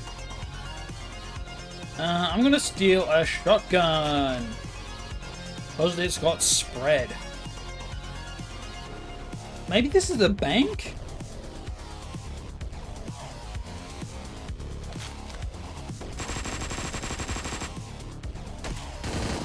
Oh!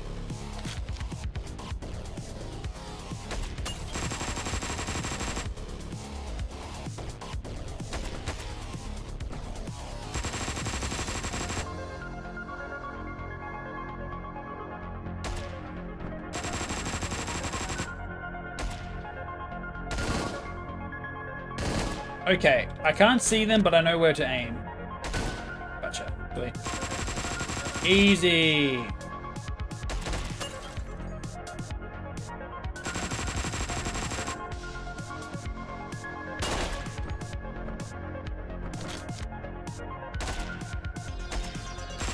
Got someone there.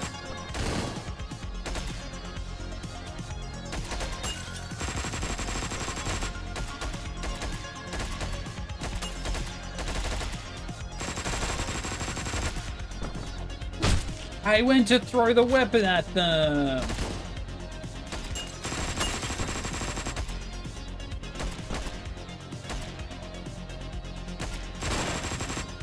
Balls.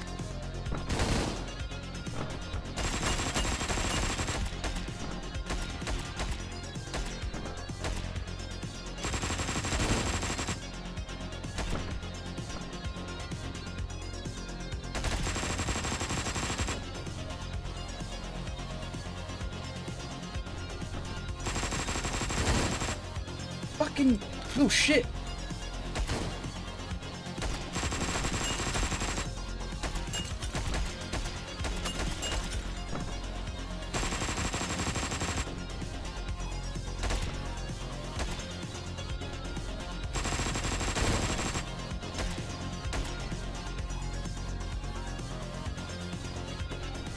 I can dodge roll apparently. I don't feel like I can. I hit someone.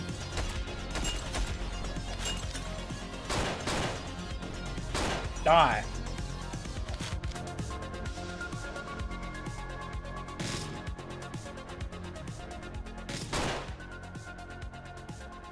Any other ones?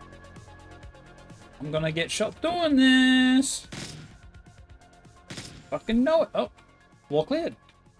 Hey, where we going? The bank. No, that's something else. Shotgun. There, got it. I should disable the security doors. Hell to the yeah. What are we stealing?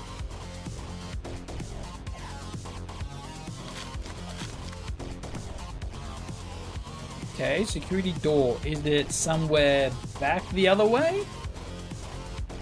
Like the safe? Oh, it was.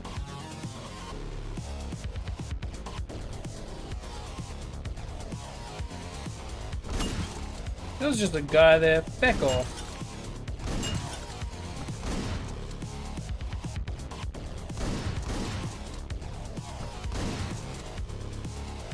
Hey.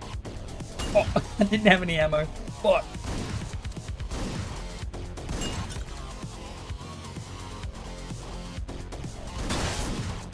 Bro, fucking pivoted hard. How did I shoot through the wall? What the fuck?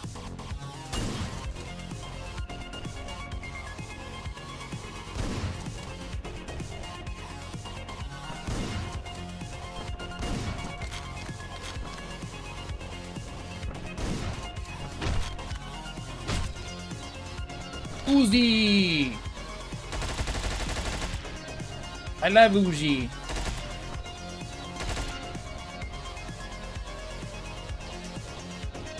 New Uzi. SMG maybe as well. Oh. There's one more bastard somewhere. Several.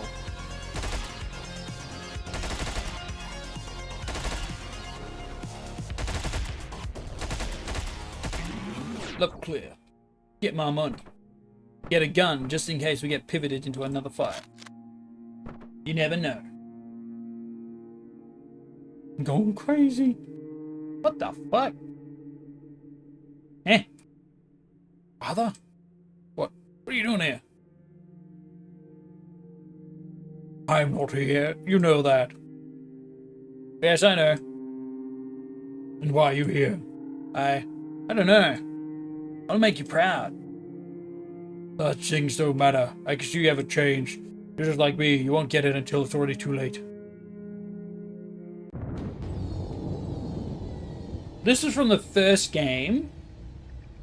Is that the prostitute we ended up saving, maybe? Could also be the lady we, like, punch and then stab, crush their head in the boss fight. Your father's right, you don't get it. Not that it matters anymore. When I see these heads, when I see, like, the masks, I just assume that everyone's gone insane. Because everyone's seeing the same shit. It's all the same in the end. There's nothing you can do about it, is there? But, father, he already told you. He's not here anymore. In fact, neither are you. Huh? Huh? What?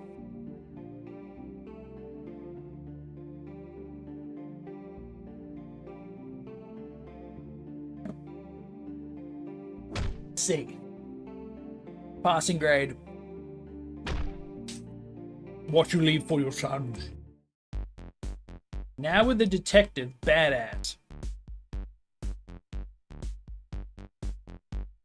Surprising I'm not going to a thing to fight. What do we have here, Johnson?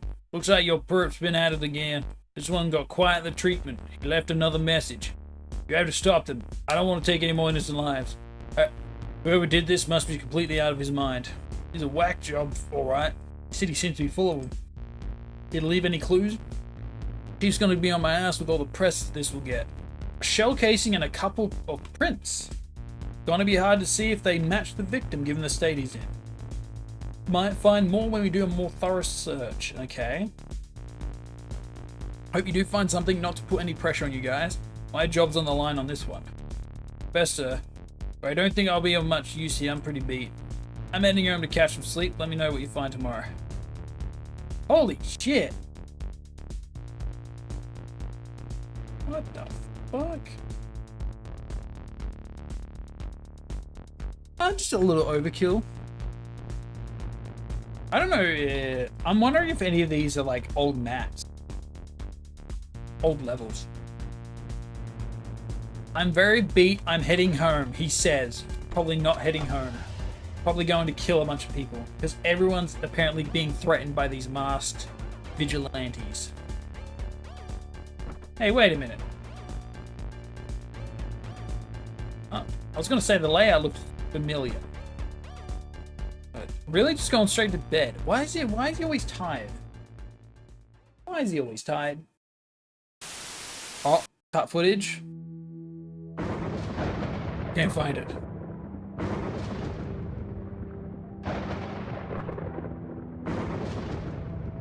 Can't find what? This has to be a dream sequence. Because I just immediately left. Four. Oh no.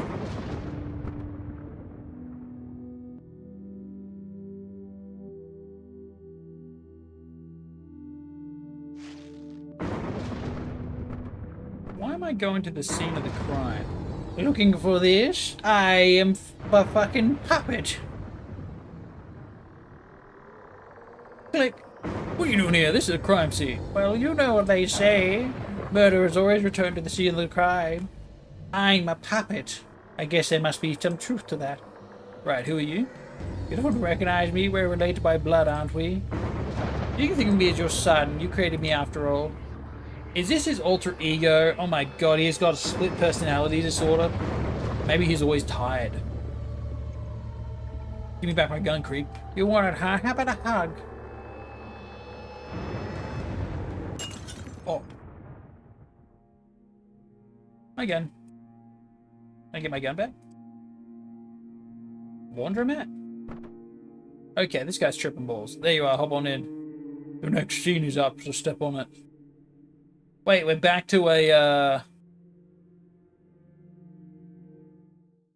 we're back to an acting thing?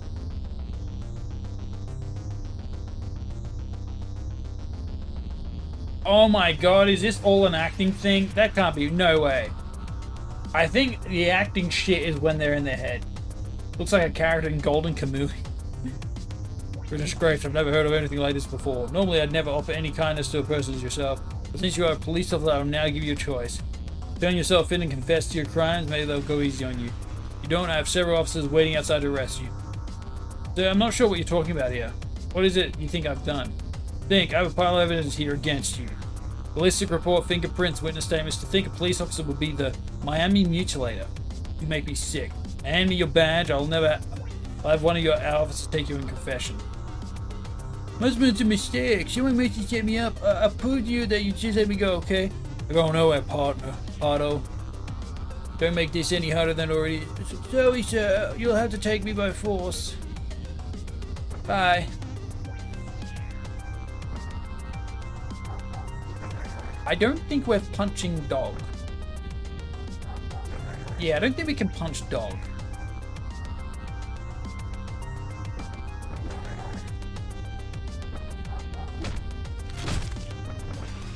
Huh? Where'd they go? Huh? What the? What was that noise?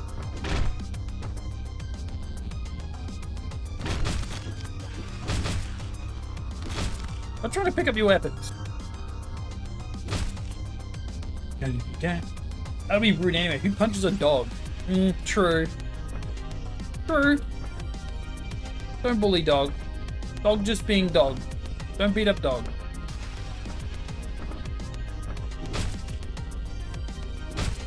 Oh, I got a gun now. Definitely now head. Everyone in this town has gone insane.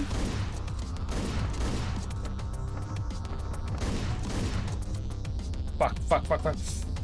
Oh, shit. Ah, damn it.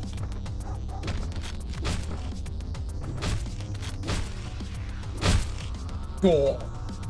Jesus. None of them had guns? Damn. Yeah, I don't want to piss you off.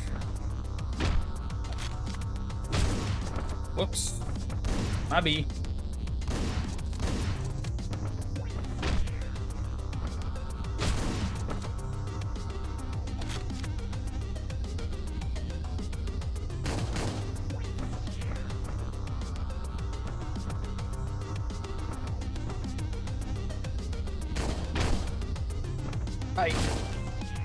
How come this guy stomps them on the head with their weapon, but I do that on any other character, I have to ditch it and strangle them?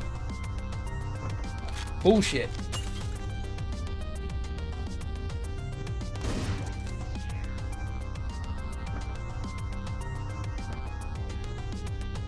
What are you doing here? Hey! What are you doing here? Hey! What the fuck?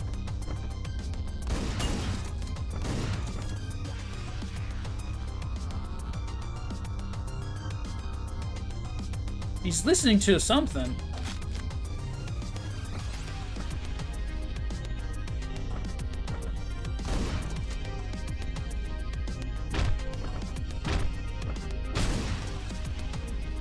Whoops. ID.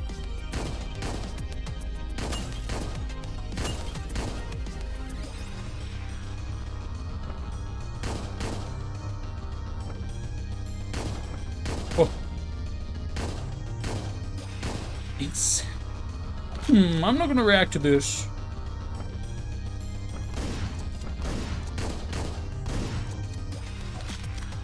I'm not gonna react to it. Oh, I took a shot though. I took a shot.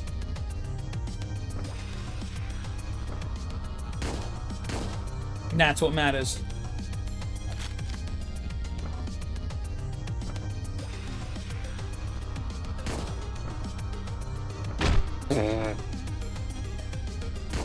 Throws it down. Oh, you bitch.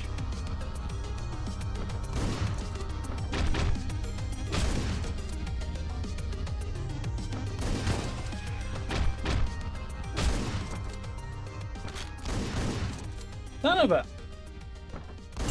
Trying to get rid of the big guy first. Fucking hate him. Fuck that guy.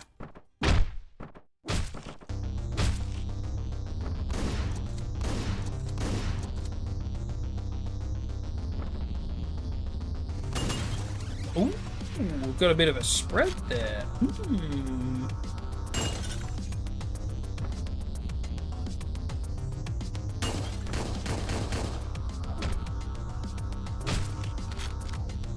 Bonk.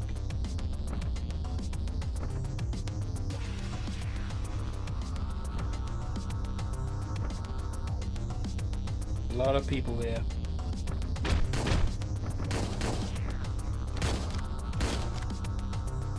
A lot of people here.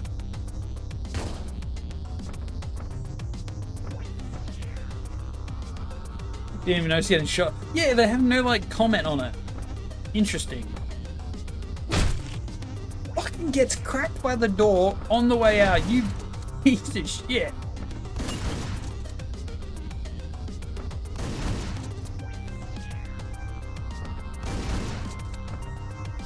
Hey, you're just supposed to go on the door. Get slammed. Smidge, so I can shoot from all the way back here. Kind of cheese the system a little. Just a bit. Just a little pellet. Just a little pellet. Just a little smidge.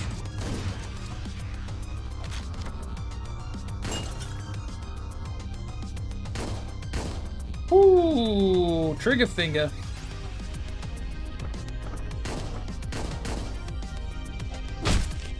Good throw, mate. Good throw. Excellent throw. You're just proud.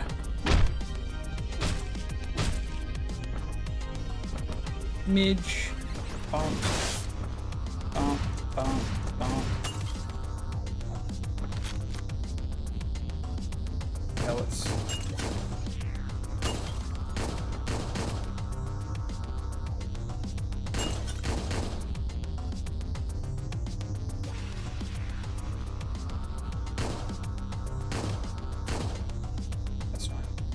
That ain't happening. Okay.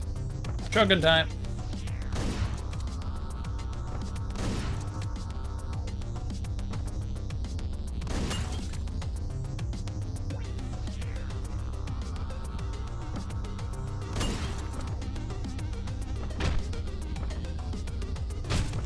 Thanks for the gun, buddy.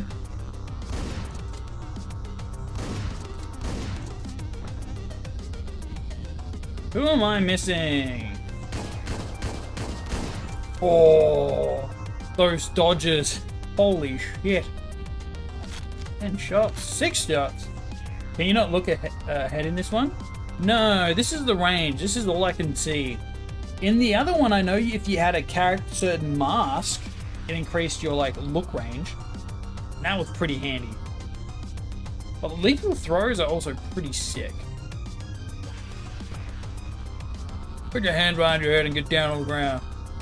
Don't shoot, I'm a detective. Here's my badge. Take your down on the ground. This is your last warning. Let me through. I'm a police. Yep. Yep. Fucking dude's cracked out of his skull, man. Bartle's speaking. We need you down at the station. We have a situation here. I don't feel too good. I'm gonna have to take the day off. Isn't really the time to.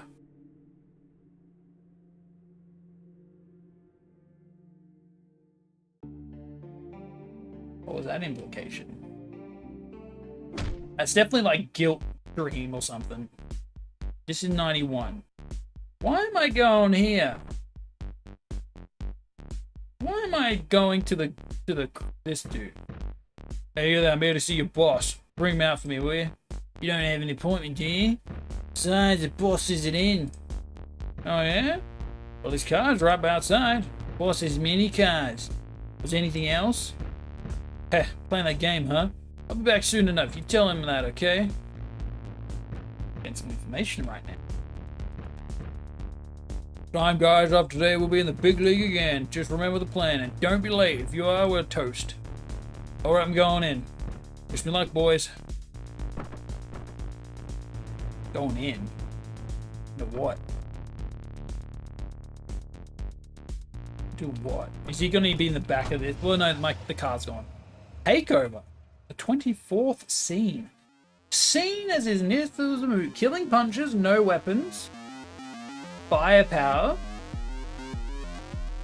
No weapon. No weapon run. Let's go. I better be able to punch these big fuckers, though.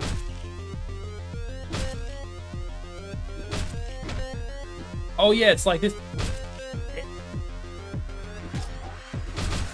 Fuck.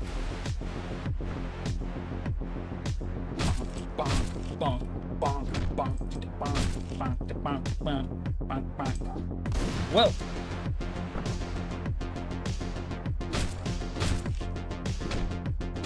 Oh, ow, get something in my eye. Killing Punch is pretty good in the first. It feels pretty good. Obviously, it's a little restrictive on what you can and can't do, but... Oh, you just suplex the dog, I see.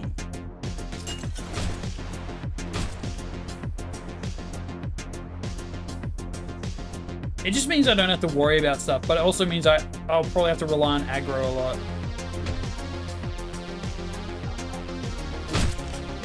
Okay, you can't take on a dog and...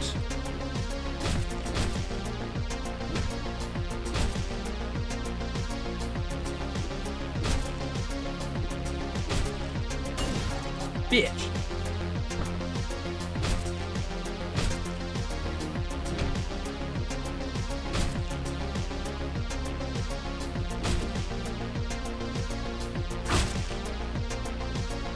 Got guns, yeah.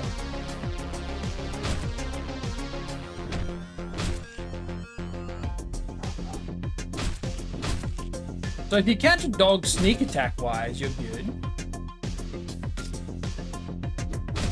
Look at that. That punch lingered for so friggin' long. Just has an AoE. Bro. Attention span of... insane attention span.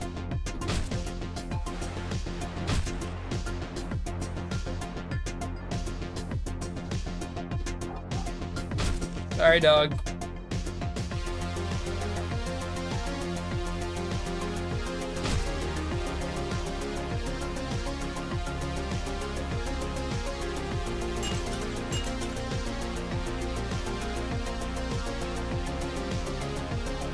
YOLO. YOLO.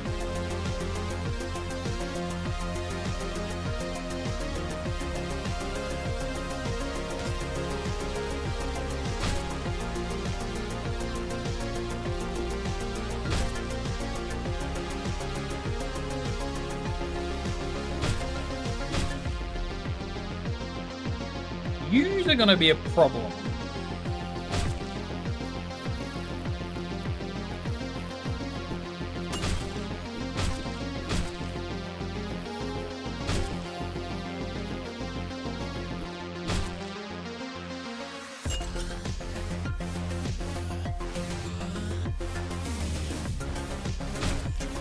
All cleared. Sick.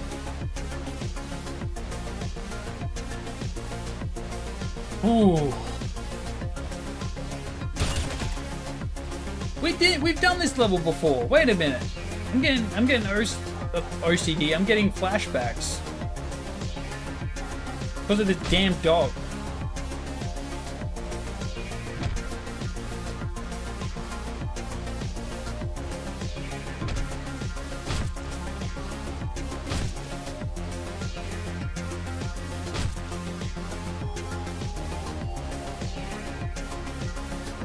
Come on. Oh, of course, one guy has a gun off screen. Yeah, makes sense.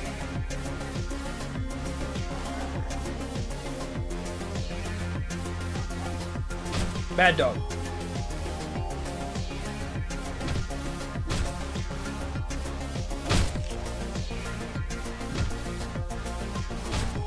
We're going this way.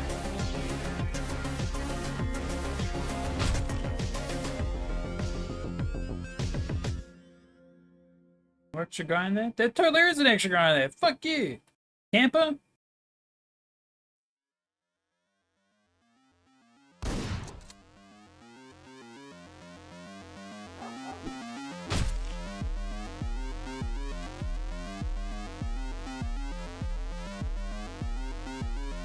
Blind as fuck.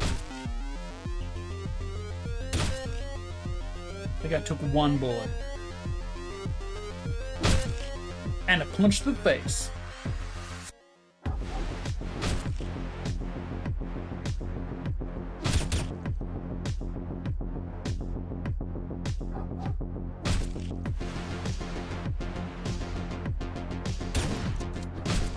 Okay, use it dealt with.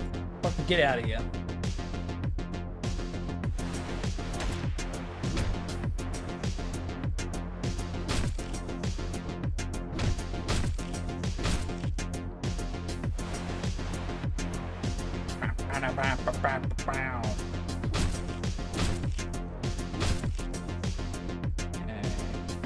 Just a dog here.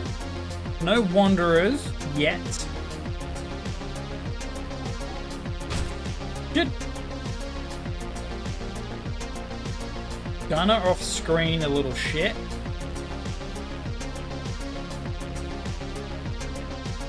Literally can't do anything about it.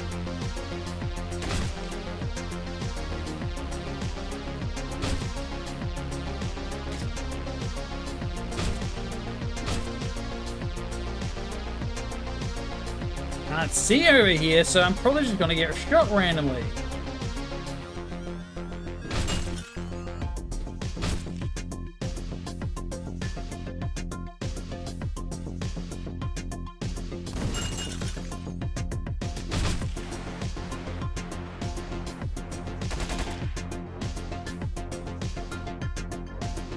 Congrats, you almost finished the level, but you didn't play through this section, so die.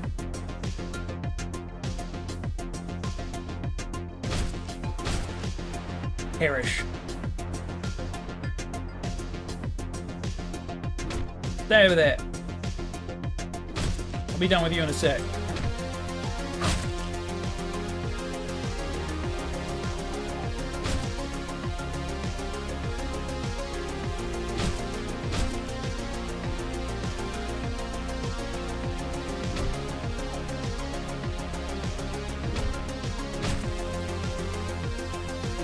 Fuckers. Come on, next guy.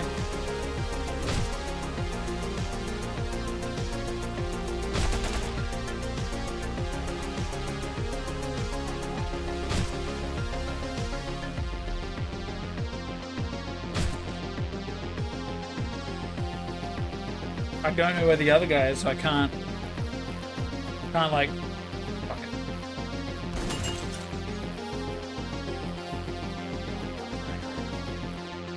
We designed this game to really fuck you up. What's that? You missed the thing. That's a shame.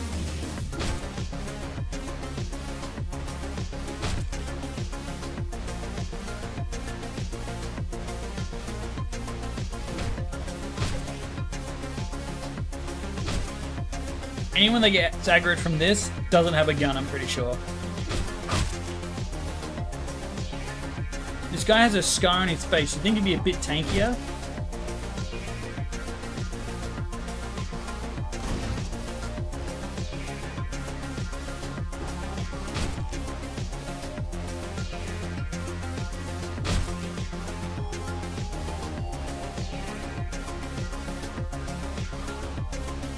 Come on, where is he? Where is he? Oh, he must have aggroed to this point when I ran past.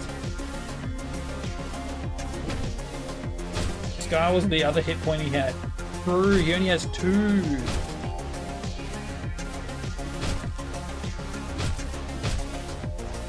I now gotta do it. No gunner. There is a knife man though.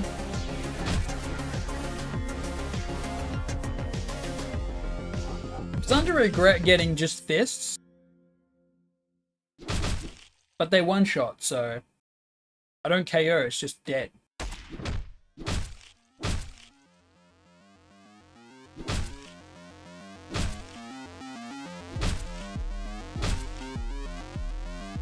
Both knifemen.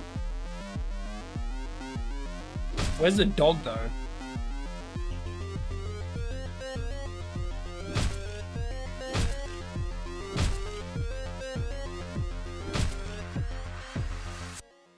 Wasn't there a fucker down here that just shot me in the face and I died? Also, where's my roll? Where's my roll?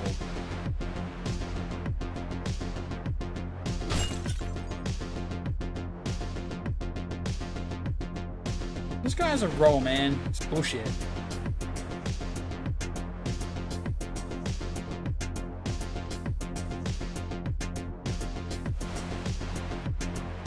Or was it from this guy? Maybe. Oh.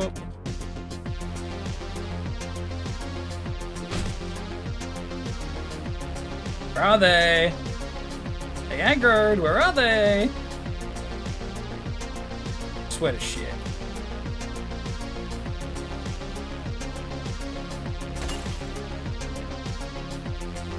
Die.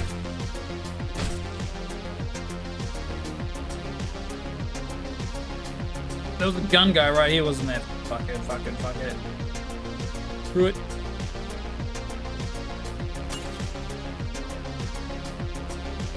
Fucking camper.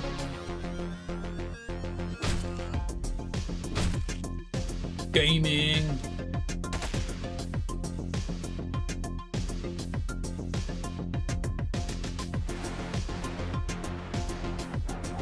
I'm just glad at checkpoint we don't have to do a whole level, it just checkpoints you.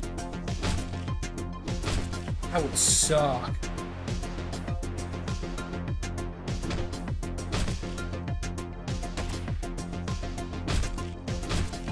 Come on, fuckers. Why did you aggro? I wish the enemies at least had consistent weapons. Some of them just switch to like no weapons sometimes.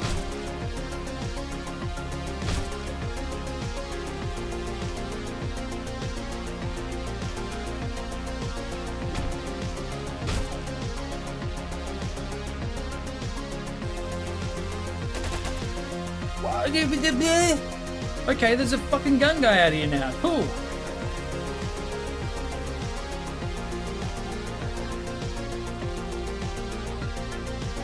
I don't know why he doesn't. YouTube has a 3-hour no-hit run. Ew. Ew. I'm not that masochistic. That's horrifying.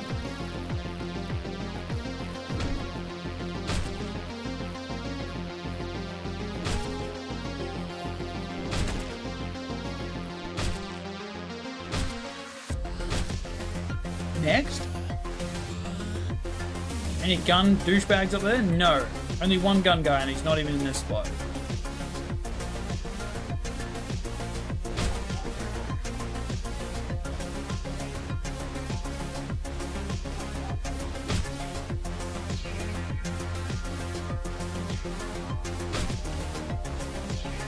It's this position. He's not always... Bastard.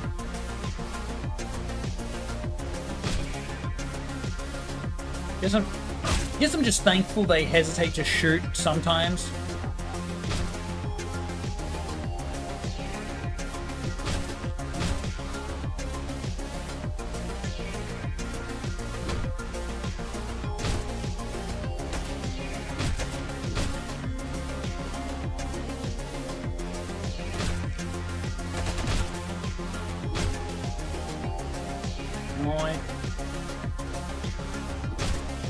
Where's the dog?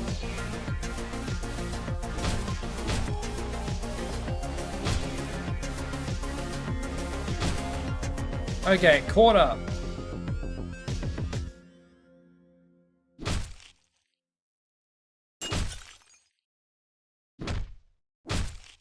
Holy shit.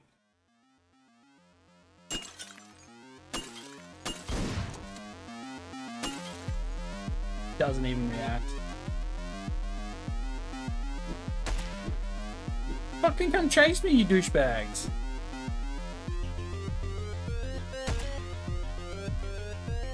Thank you.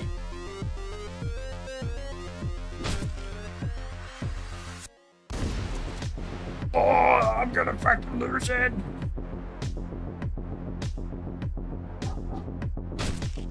I'm getting PTSD from the final boss fight. The runbacks were so ass. Where is this? Where is this guy? I can't look far enough. Where is he?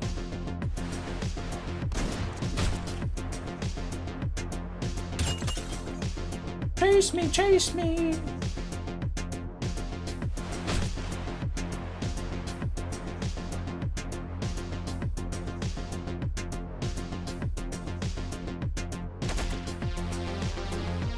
Fuck you.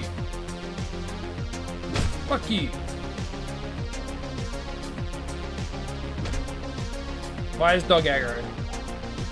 Fucking why was dog aggro? The dog never comes down this way. Assholes.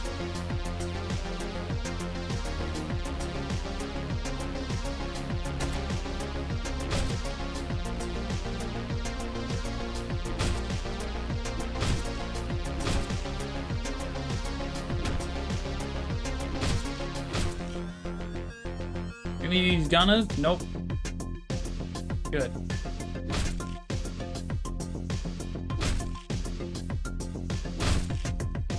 If you move while punching, I feel like it pushes the, like, momentum.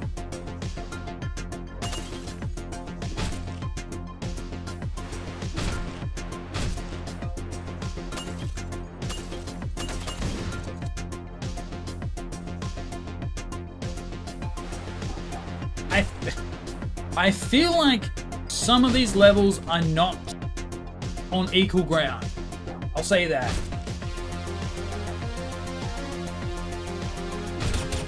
Could also be that I'm playing it fist only, but I digress.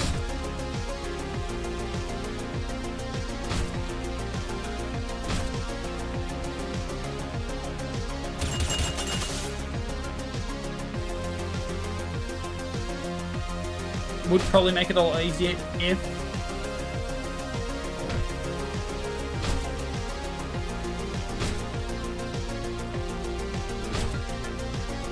if I in fact had a gun.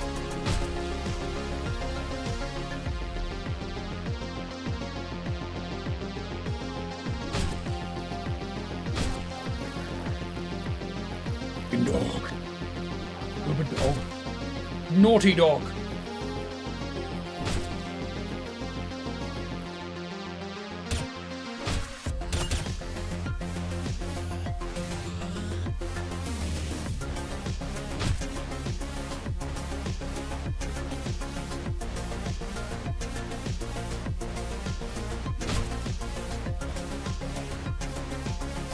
No, just me, senpai. What the fuck?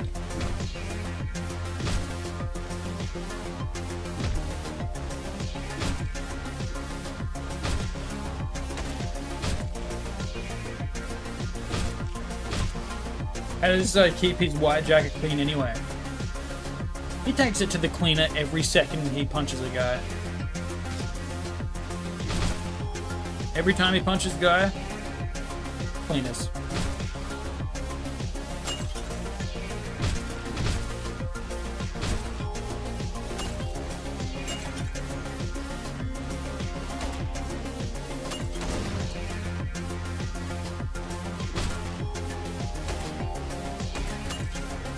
I like it. Attack me, damn it. Oh, now you do, huh?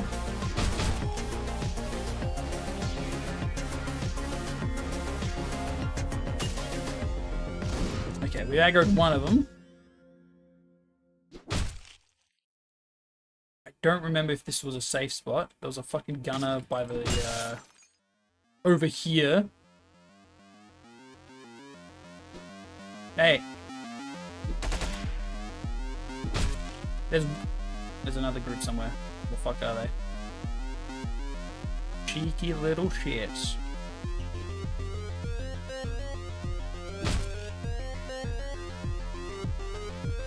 Okay, just these guys. Just knife dudes.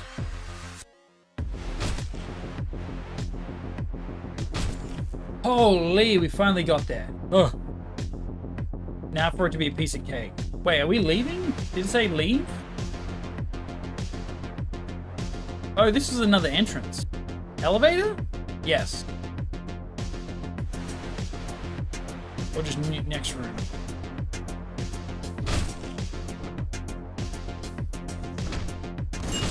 There's a glass there, fuck!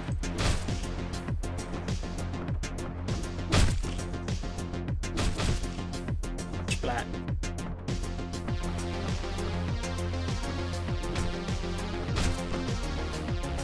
Punch through a fucking wall, dick.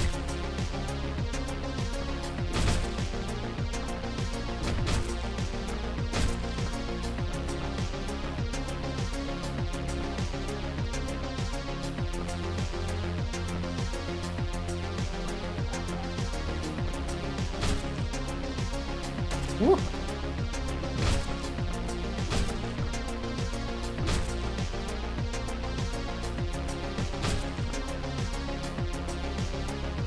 Oh shit!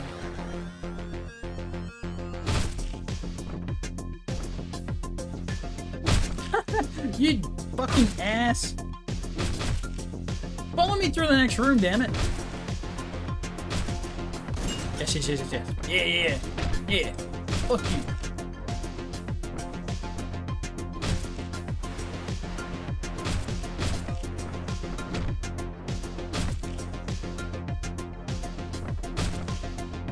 Okay, safe here. Aggro dog. Aggro dog. Aggro. Aggro. Aggro. Aggro. Aggro. Fucking got stuck on. Where am I? Huh? Oh.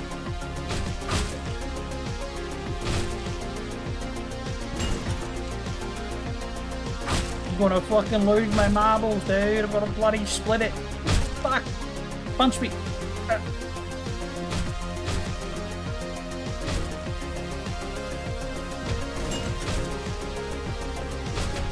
Die.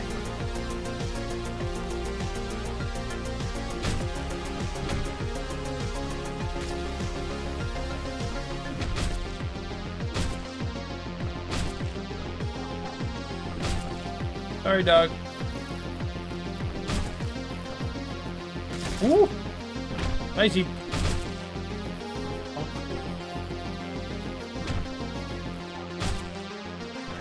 Fucking misclick, piece of shit.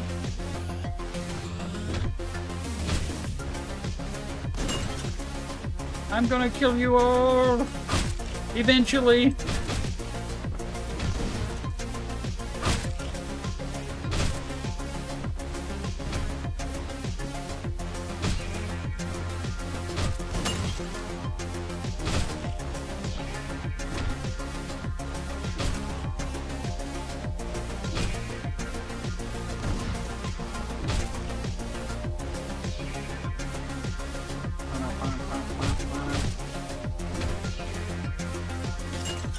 Trap.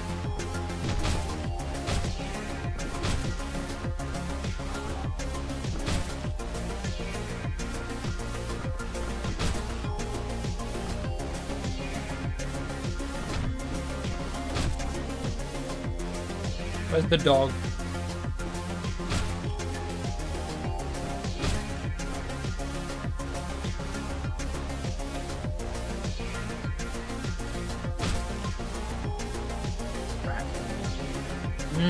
I don't trust that location. Oh, why there's so much fucking glass? These rooms make no sense. Hey, where'd the other guy go? Wait.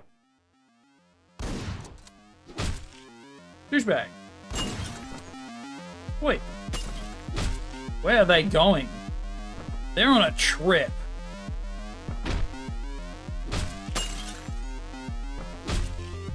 Holy fuck.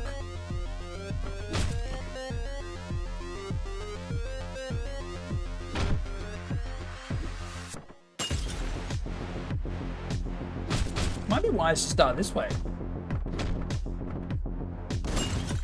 Maybe. Maybe.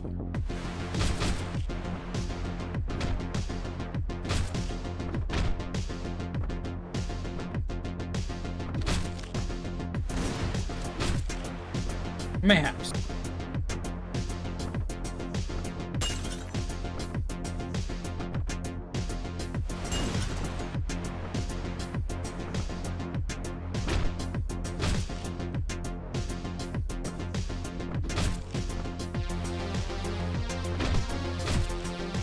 That's a lot of dogs. What are they dogs doing? Oh no. Very naughty dogs.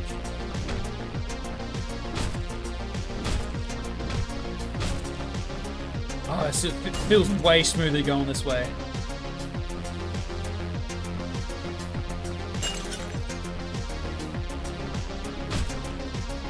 Next.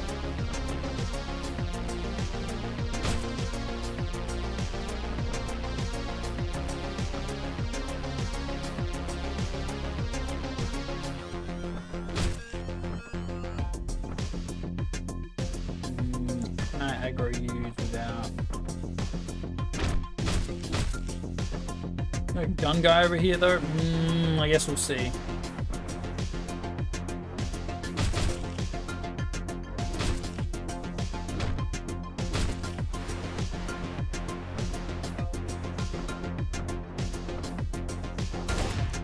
I got stuck on shit, man!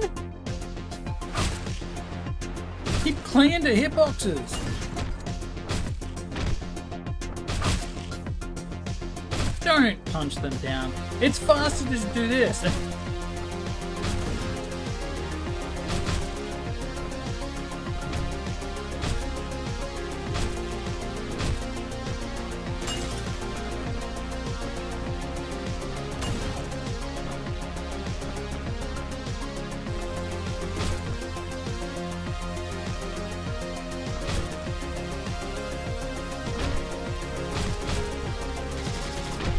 Glass. They didn't even break the glass, by the way.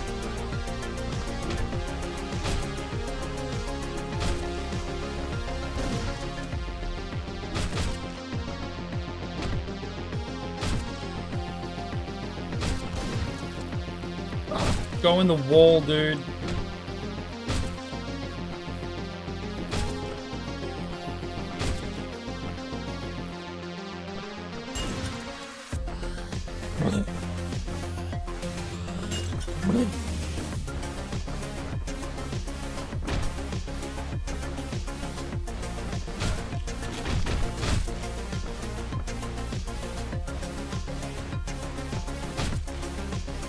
Okay, we're done over here.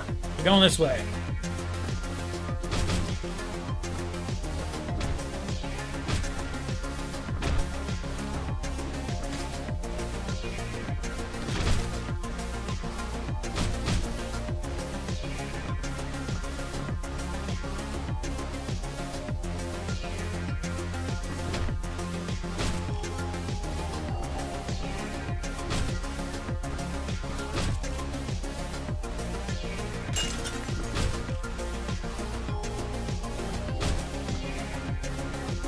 Fucking stray dog, dude. You have to keep track of every, like, thing that...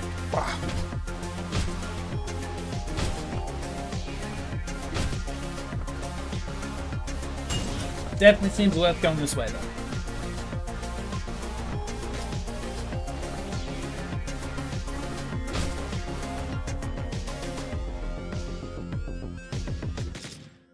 Good punch, bro. Insane reach, dude.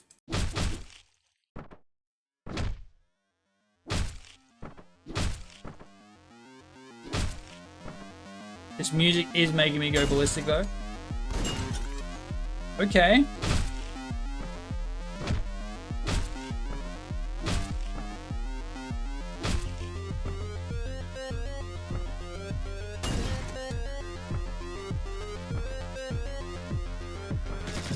I don't know why there's scalibers on the table. I'm not sure.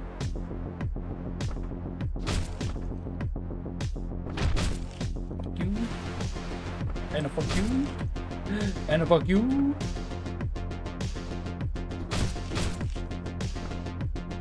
A fuck you.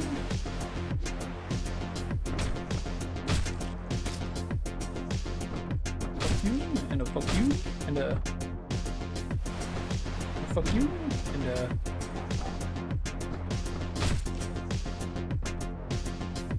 fuck you. Fuck you.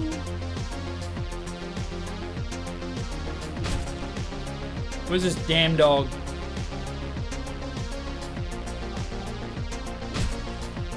There we go. Oh. All windows. All fucking windows. How the fuck do I do this?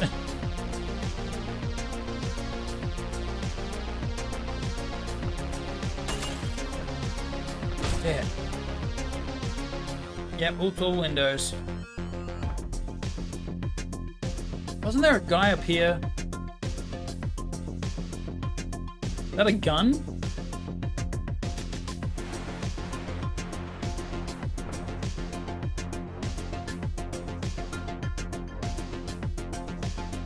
I can't tell. He's not. I don't think he's holding something. Okay, it was a baseball bat.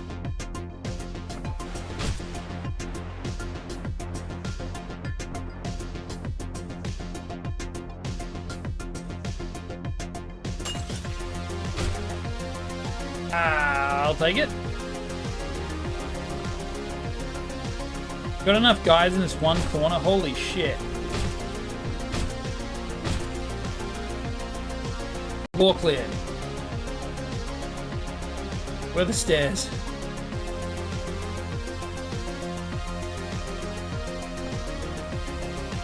Ease.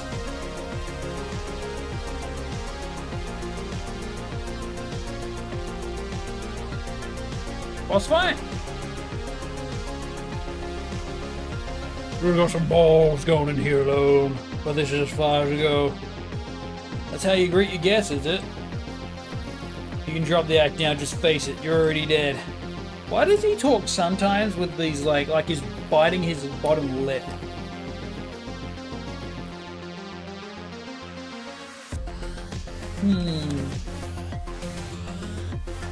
Why are you still talking to me? I'll give you 10 seconds to surrender. Maybe I'll let you live. You're out of your mind. Man, they're blind. 1, 2, 3, 7, 8, 9, 10. Wow. And just like that, he now has control of all the Colombian stuff. C+. Dude, I'll take it. 99, 91. Why don't you just swing on by and check it out, huh? Hello? Anyone there? That is terrible. Those bullets would just ricochet and kill your mates. Exactly. I think I'm taking a little too many of these. Hey boss, take it easy on those pills. You shouldn't take too many of them. Yeah, probably shouldn't. And I'm cooked. What the fuck? Whoops. Man, I gotta fucking kill some guys. What the fuck's going on? Everyone's eating each other. What the fuck? The hell? I think I took too many. Dude, I'm fucking cooked.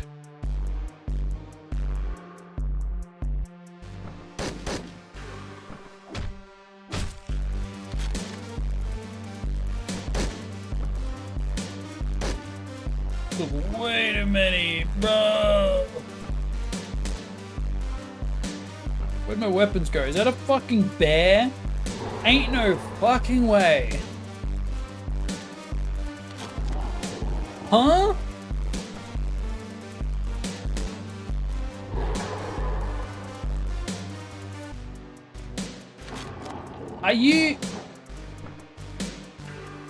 Am I just supposed to be like beeline around? Got him.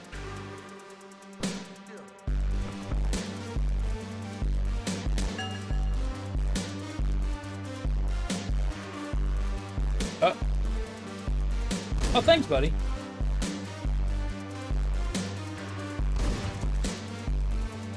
The fuck is going on? Okay, cool, they're dead. Gotta get a group.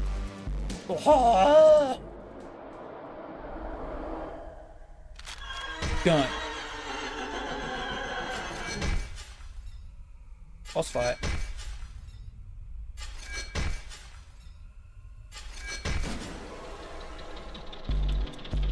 Was that the zebra?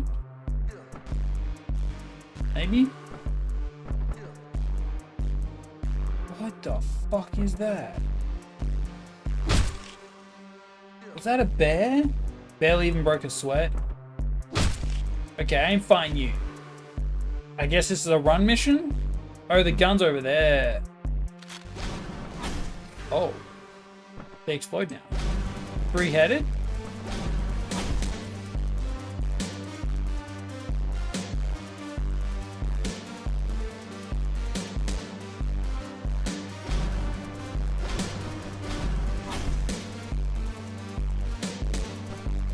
Good. Good. What's going on? Thanks for the gun, Shrine of Dead Dudes. Now we're going back to the forest.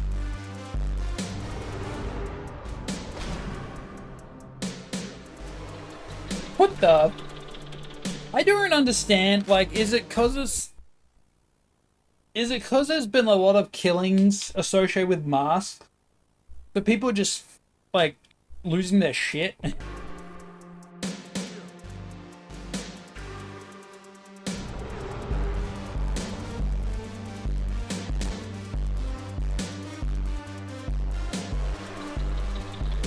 I don't get it.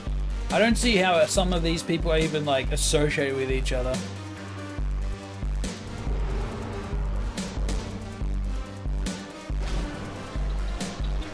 I think with the son, it's because his father got done in by Jack. Oh yeah, he's getting PTSD from his father.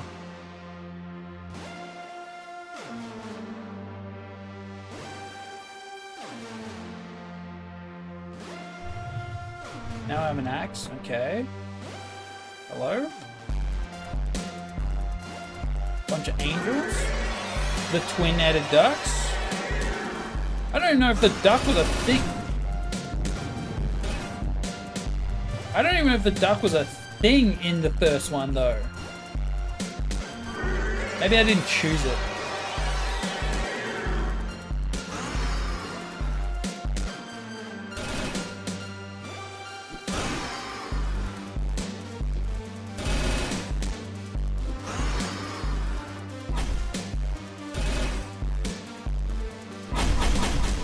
At least this is quick.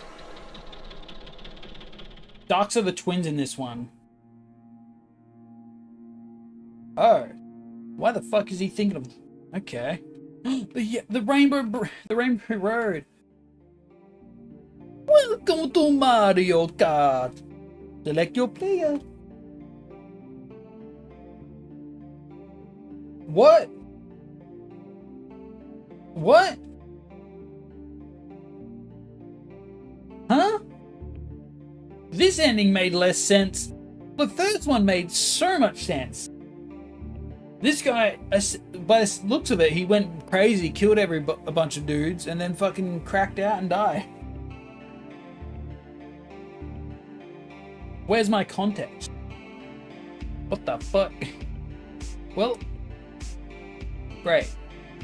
Well, I was gonna start Evil Within, but it honestly will probably just be, it'll end up just being like 1 hour, so that's unfortunate. We can do that, we can start that on Thursday.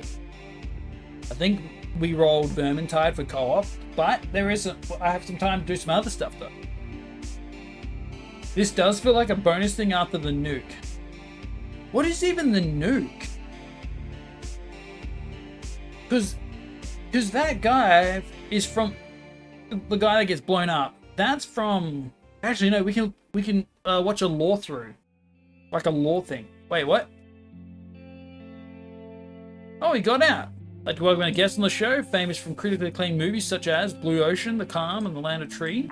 We're interrupting the program for an emergency broadcast. The President of the United States has been assassinated. The press conference in Washington was interrupted by a league of armed men. During what appears to be a coup d'etat, the President was shot and killed. The Russian President was also shot dead in the chaos that ensued. The ringleader of the uprising appears to be a U.S. Army general. That's probably the cougar guy. This time, no official statements have been made. Experts believe this will be seen as an act of war against Russia. They fear the repercussions may be severe. Stay tuned as we report live from... What the fuck? Looks like you've got yourself quite comfortable over here. You know what they say about good times, don't you? They never last. Yep. Right. So this will all be over. The feeling seems to catch up with me. Are you onto me? Oh no, this is much worse. How long do I have? You? You don't have much time. No one does. Nothing I can do about it, right? No. By now there's nothing anyone can do about it. I need to fight it then. Leaving this world is not as scary as it sounds.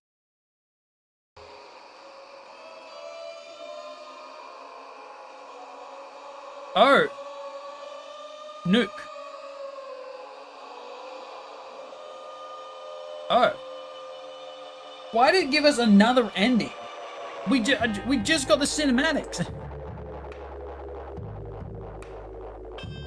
What? Him with his kids, some other guy. Oh, is everyone just getting taken out?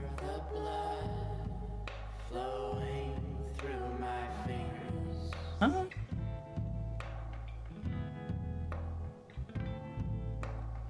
Why did it give us the credits?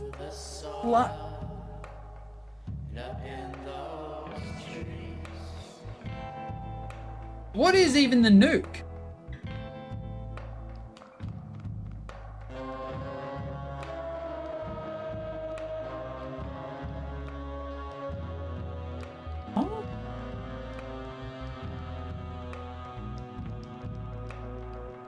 Because unfortunately, this doesn't like tie loose ends. This nukes any ends. If there was any like character development at all, straight out the window. We didn't get to hear about the book. I don't know who this lady is. She might have been the prostitute from the first one, but now she's dead. Unless it's metaphorical, which I don't think it is. They developed into a shadow.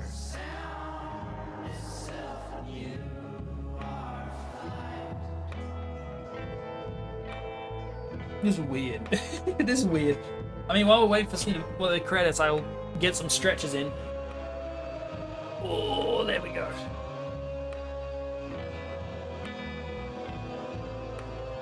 Oh. Is this the original guy? He's dead too. The ending is just Russia going from cold to hot. Oh, yeah. I'm not too familiar with like the Sony Computer Entertainment, the you know, the history of war and stuff. Like, I'm thinking like, where the hell did all these nukes come from? Is this in like New York? Where is this located?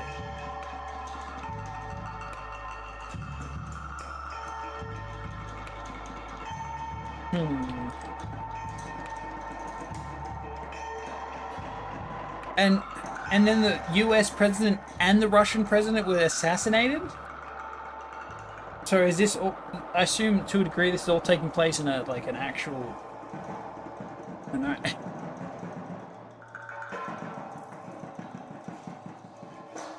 I just feel like the first one has a nice conclusion. This one doesn't let us absorb any of the cool stuff that everyone's accomplished or failed in. Very odd.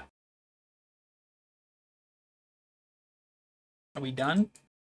It's still like flashing. We have to wake up. I also don't get what the mask's all about. Don't recall how much the alternate ending changes in the first one, to be honest. Oh, alternate ending. I don't think this has one. Yeah, this feels like just an end. Oh. Oh. Okay. Well, give me a sec. Let's have a look at... Maybe someone's made a video regarding the law? Maybe? Let's see. Hotline Miami 2 law. We got a law? Full story explained, the recap. You know what? I'll take it. I hate this fucking... Burn this ad, dude. Look at this shit. This here. You see this? Fucking AI crap. Die. Welcome back to the recap. Today we dive into the maze that is Hotline Miami 2 Wrong Number. Unlike the first game, in this one you take the roles of multiple... Sorry to say this, mate, but I can't... The accent might be a throw-off. Unfortunately. There might be another alternative. This one's... is a misunderstood masterpiece. Maybe. Oh yeah, I just realized. The second one. Hotline Miami 2 is like video. Like not the like image. It showcases the guy at the like the guy at the start.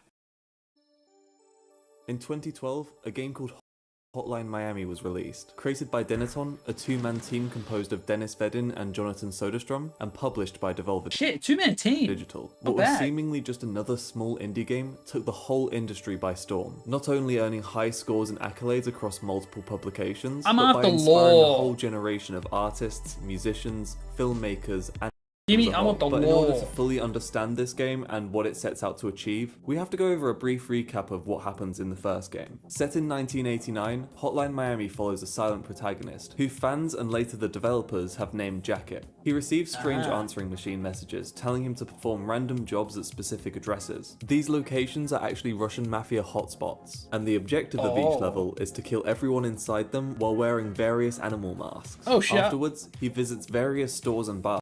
This guy, he's from this one. His hair's longer.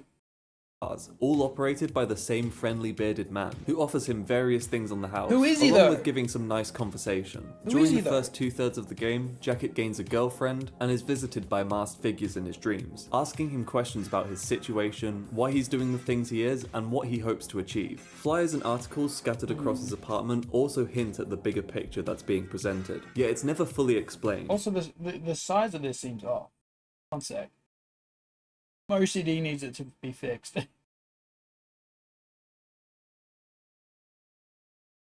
Yeah, it's probably YouTube like constantly resizing this stuff.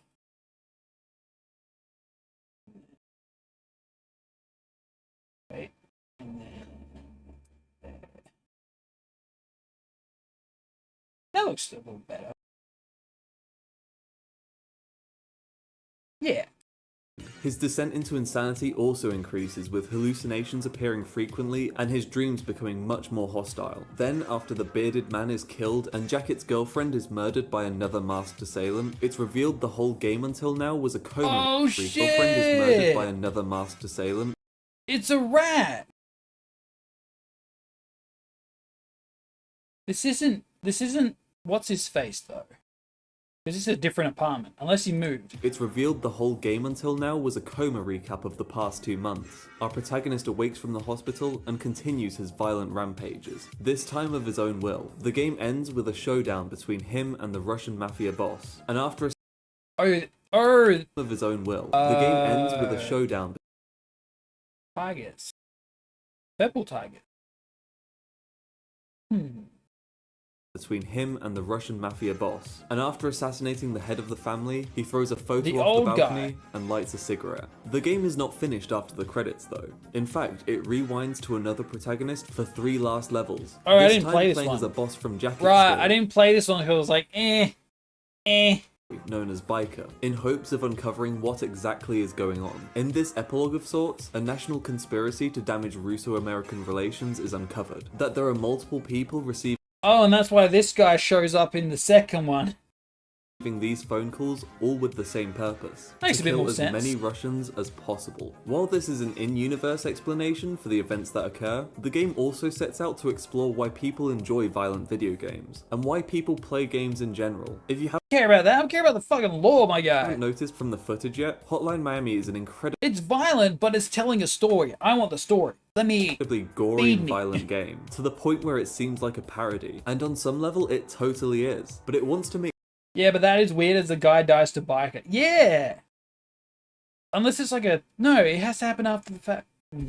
sure you know how horrible these things are, and make you question why you felt good performing it in the first place. Which brings...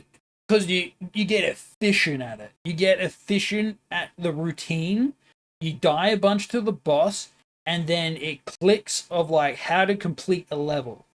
It has nothing to do with the violence. This is like doing a platformer, like Crash Bandicoot, without stopping. Like full speed. Yes, that is optional, kinda. But it gives us... It tells us that it has it's associated with, whatchamacallit? The Mafia, and that like they're trying to like fuck shit up. I gotta move this down. Thanks. The alt ending is you getting all single pixels to write "I am American" on their PC to get new dialogue. Brings us to Hotline Miami 2, a game with the goal of not only explaining, furthering, and showing the impact from the events of the first game, but The impact. So this is a sequel. to also explore the nature of video game sequels, how the first game was received, and to take the violence of it to an uncomfortable extreme. And it does so from its very first frame. Well, I think I had that skip. I think I had those on skip. Immediately, the game confronts the player, asking a question where they draw the line, and for many it was crossed at the opening scene of sexual violence. And I feel it's only fair to give you the same decision the developers give players. Wait a minute, this is Pigface. This isn't even the large dude. Because the large dude, it was a snake mask. In skipping this part of the video. There's a timestamp on screen for where to go if you don't I'll skip it.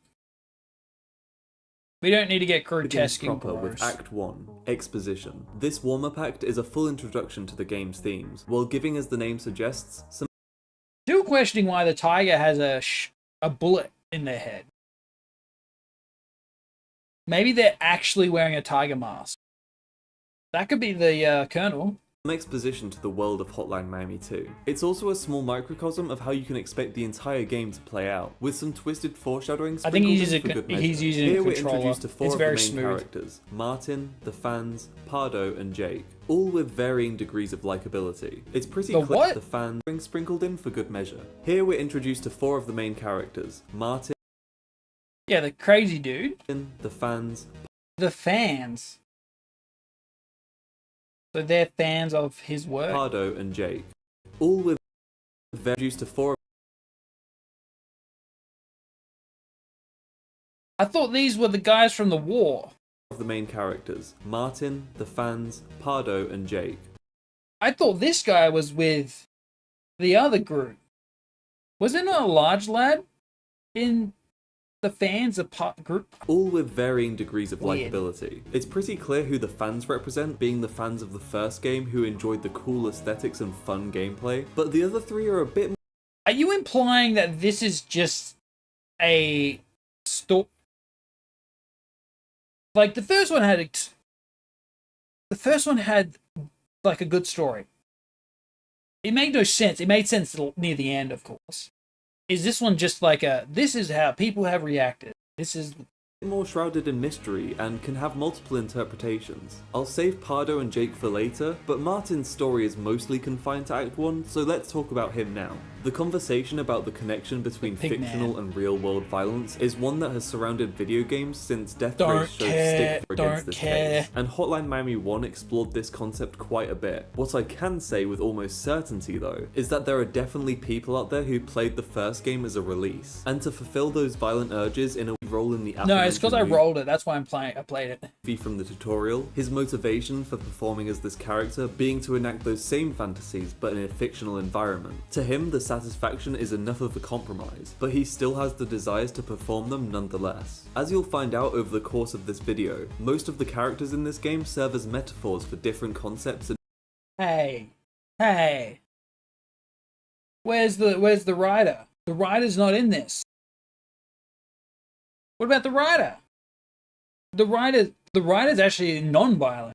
in real life. And my reading of Martin is that he serves as an allegory for that subsect of players who couldn't care less about the gameplay and instead focused on the intense gore and violence surrounding it, while also chastising players who didn't fully think about what the question, "Do you like hurting other people?" was really trying to ask. This distance between fictional and real-world violence comes crashing together for Martin. As the act ends, he's killed by a gun on set that has its blanks replaced with real bullets. It's never revealed who replaced them, why or how, but the events... That's what that was. Shock and confusion prime the player well for what the rest of the game has in I didn't know. I thought this was all in his head and stuff. store for them. Act 2 is when things fully kick into gear, delivering high-octane action while also furthering the plot. So basically, he dies, and then a bunch of people go like, "Man, we gotta." In the opening level of this revenge. act, we see our first glimpse of Jacket, on trial for the crimes he committed in 1989. This is through the eyes of Evan, a writer who is working on a book detailing what exactly happened in Hotline Miami 1. If the fans were representative of people who liked the gameplay and style, Evan is representative of fans who got heavily invested in the story and world building of the first game, maybe to the point whether or not any of this is actually this is an interpretation. I got none of that. I did not get any of that of players. I thought it was just, a sequel. Of obsession, risking his life to interview Russian mafia members who may know something about Jacket. The rest of the act is dedicated to the fans, and a Russian... Start the Jacket, but can't unsee Harry Tripper from Time Splitters with Evan. Harry Tripper... Let me say. Harry Tripper. Fuck, man. Do I have Time Splitters? I think I might have Time Splitters. Oh my god, you're fucking right. That is such a freaking look. Oh my god. Damn. Yeah. Holy shit. I might have bought Time Splitters on Time I think I do have Time Splitters 1 and 2. You can get it on the Xbox on the console with the emulation thing. Well, not the emulation, but you can get it there. Russian mafia member who just can't catch a break. This is probably the most playful the game gets, but even then its sinister undertones seep through by the end of the act. The second level is more character building for the fans, going on a pretty funny mission to save the sister of a friend. And even though it's still horrific if you think about it for more time than the game gives you to, it's played for laughs and gives the fans a very, "Oh, you crazy lovable murderers, you" kind of vibe. Does it? This gives me the vibes that they just want an excuse to kill a bunch of people in the process. The third level shows a Russian henchman on his last mission. It serves to humanize the countless people you slaughtered in the first game, even if you don't really think of it that way, and tells the small story of a man being trodden on by life at the very end. It's quite sad and depressing, but as it's only one level, it makes for a nice break. Then, level 4, titled Execution, happens. Immediately. Weirdly enough, the only PC port to Time Splitters 2 is the newest Homefront game. Huh? Homefront.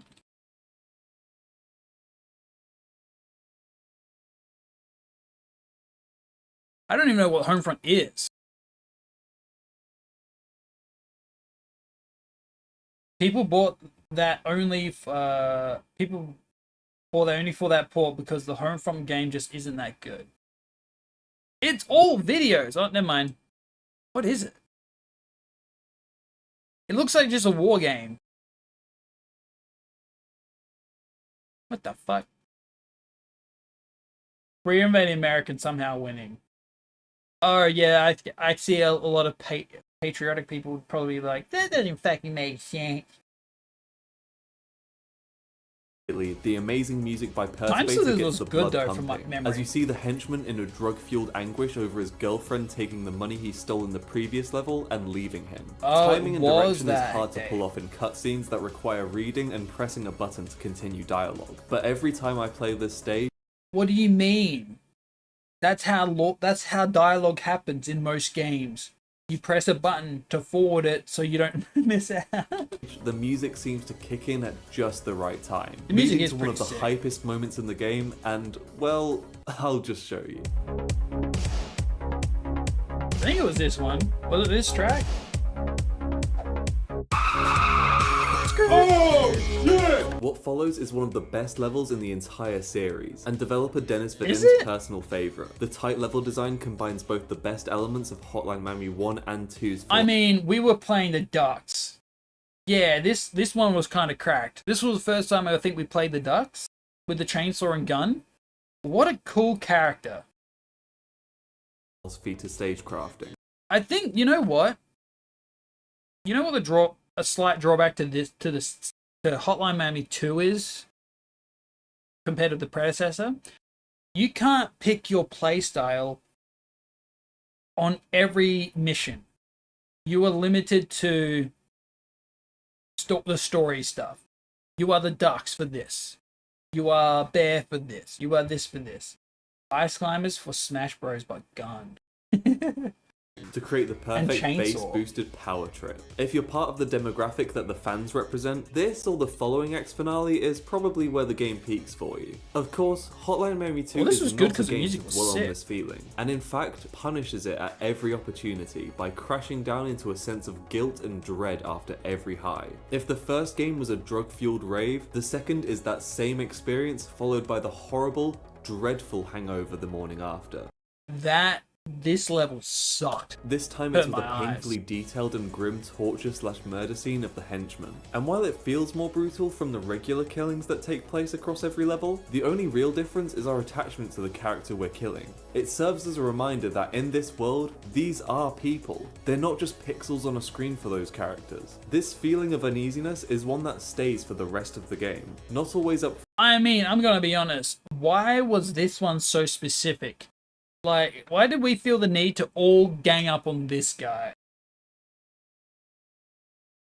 Like, honestly, it's obviously to hit a note of like, man, this guy was just like trying to recover from the shit he just went through.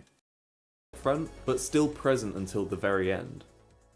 You know how I mentioned the design philosophy of both games' level structure just then? Henchman Well, is a let's higher talk up, I about the guess. difference Yeah, between true. them and how it was received. The core gameplay of Hotline Miami I mean, we kill every other fucking guy. They're all wearing white. can be split into two key skills, puzzle solving and twitch reflexes. Each room requires the player to figure out how to clear it and then perform that solution. It's an a challenge ingenious run. loop that lends itself to infinite replayability with a scoring. I'm gonna be honest, I don't play these games to get a high score. I play them to survive and actually get to the next level. Because there ain't no way I'm fucking doing that. I'm not doing that last level where I had to keep shooting shit. But then again, I should have just if I had a gun, it'd be a different story.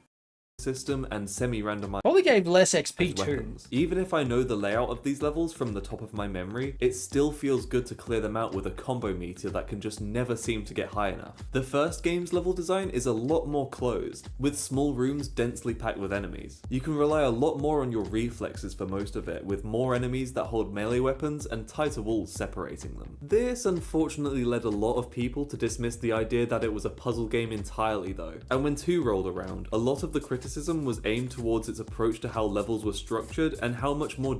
I mean, that's fair. But you know why? Because the maps were so open. They were so open that you had to a degree, you had to play a certain way. You didn't have to. It You became could. to mindlessly tackle them. With Hotline Did I like speed it up accidentally? Miami 2, levels are a lot more Oh, there we go. open-ended, with Yeah, getting shot off screen is never fun. Now, the game, I don't think the game would be great if it had the like a triangle pointing the enemies on the like corners of the map. But if that was an optional thing to enable, I wouldn't feel too bad. Because I have to deliberately go over there, get shot in the head, and then start the level again because I know now there's a guy off the screen that's going to shoot me in the head. But I can shoot him off screen as well. It's like, Make it a mask, actually. You lose all benefits, it's just a mask that tells you, like, enemies pointing over there. Ironically, I was playing Police Stories recently, which is very slow paced, but similarly top down and very lethal. Really? Police Stories? Police Stories. I feel like I've seems familiar.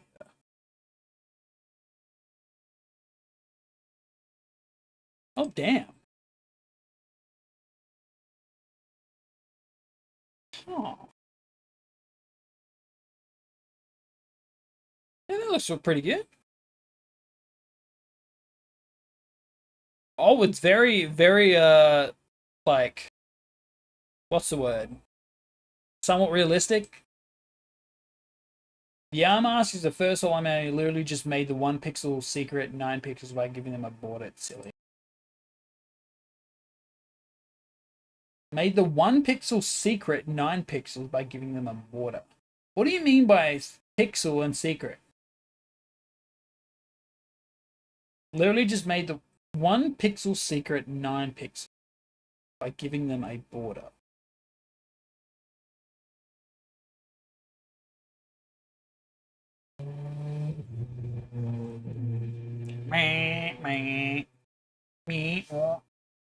In Hotline Miami, one of the secret endings was single white pixels.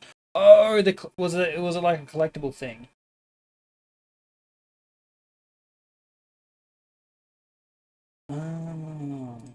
With long corridors that enemies can shoot you off screen from. And as the game is longer, of course it will eventually. With long corridors that enemies can shoot you off screen from. And as the game is longer, of course it will eventually get harder than the original, which means harder puzzles. Puzzles that some people might not even acknowledge exist. It can be frustrating at times. What do you mean it exists for sure? I think that... Bro, you shoot that gun, you cannot shoot that gun. That level straight up gives you a gun. But there's a guy next to you that has a silencer. So the goal is to get the silencer, pick off people, then switch back to shotgun.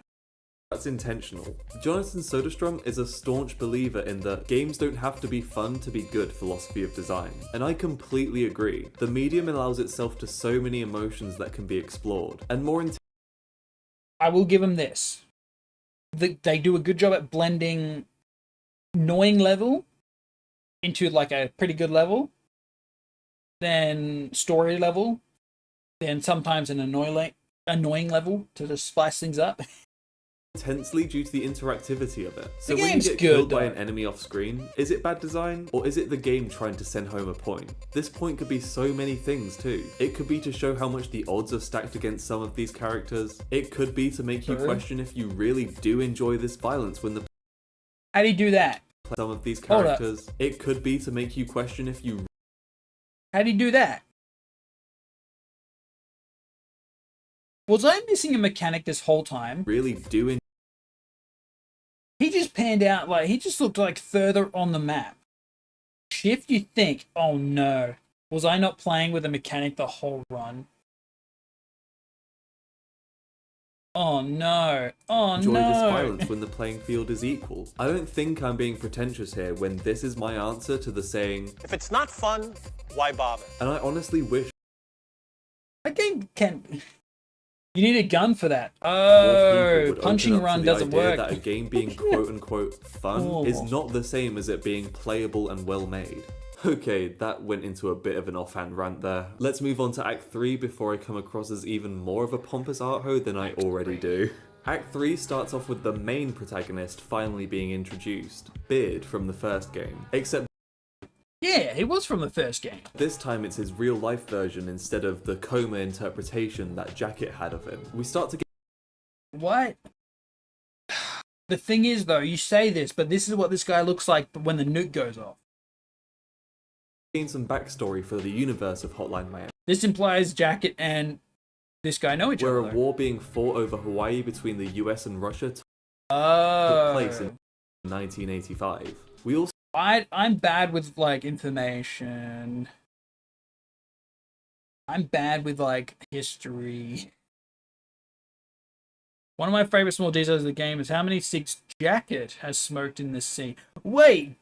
Oh my fucking god, are you saying Jacket was in this? I didn't know that was Jacket. also see a younger Jacket participating in this I didn't know that was fucking Jacket. Do you even talk to this fucking guy? war, but after the level ends, we're sent Also, I thought this was the snake face and the other guy, but he ends up wearing contacts. back to 1991 Oops, to catch my up with bad. the fans and Manny Pardo. Into the Pit starts off like a regular fans level, but then devolves back into uneasy territory after a fake out intro room with a much eerier song and some genuinely nasty Oh, these are the things. I thought the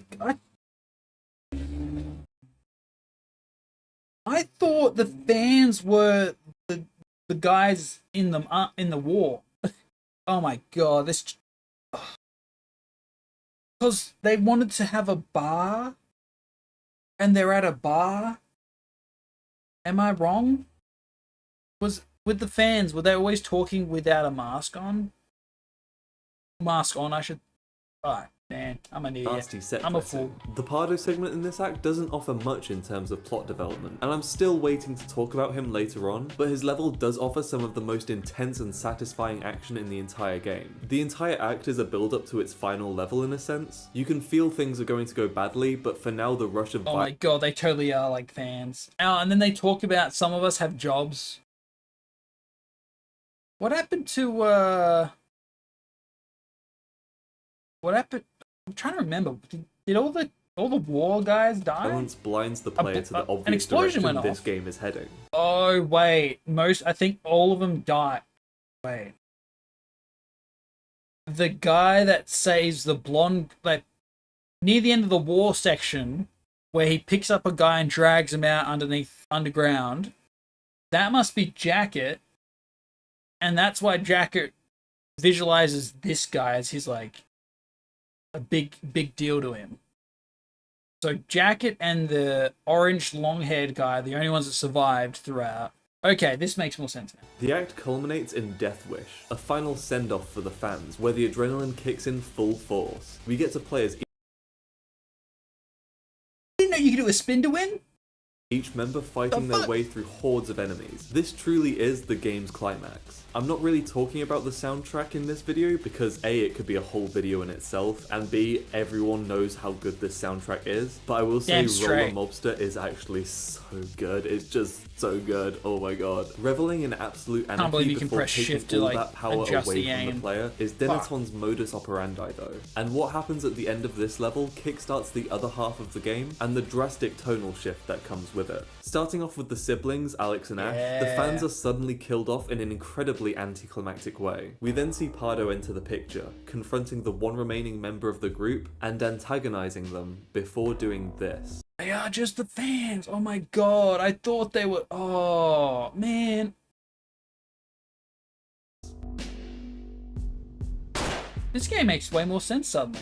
This gunshot is the point where Hotline Miami 2 turns on the player. In killing the fans, the game removes any pretense of being the fun sequel everyone wanted, I think it removes the mask mechanics more so than anything. and has freed itself from the tonal shadow that up until now, the first had cast over it. This is when Hotline Miami 2 truly gains its own identity. After this gunshot, everything changes.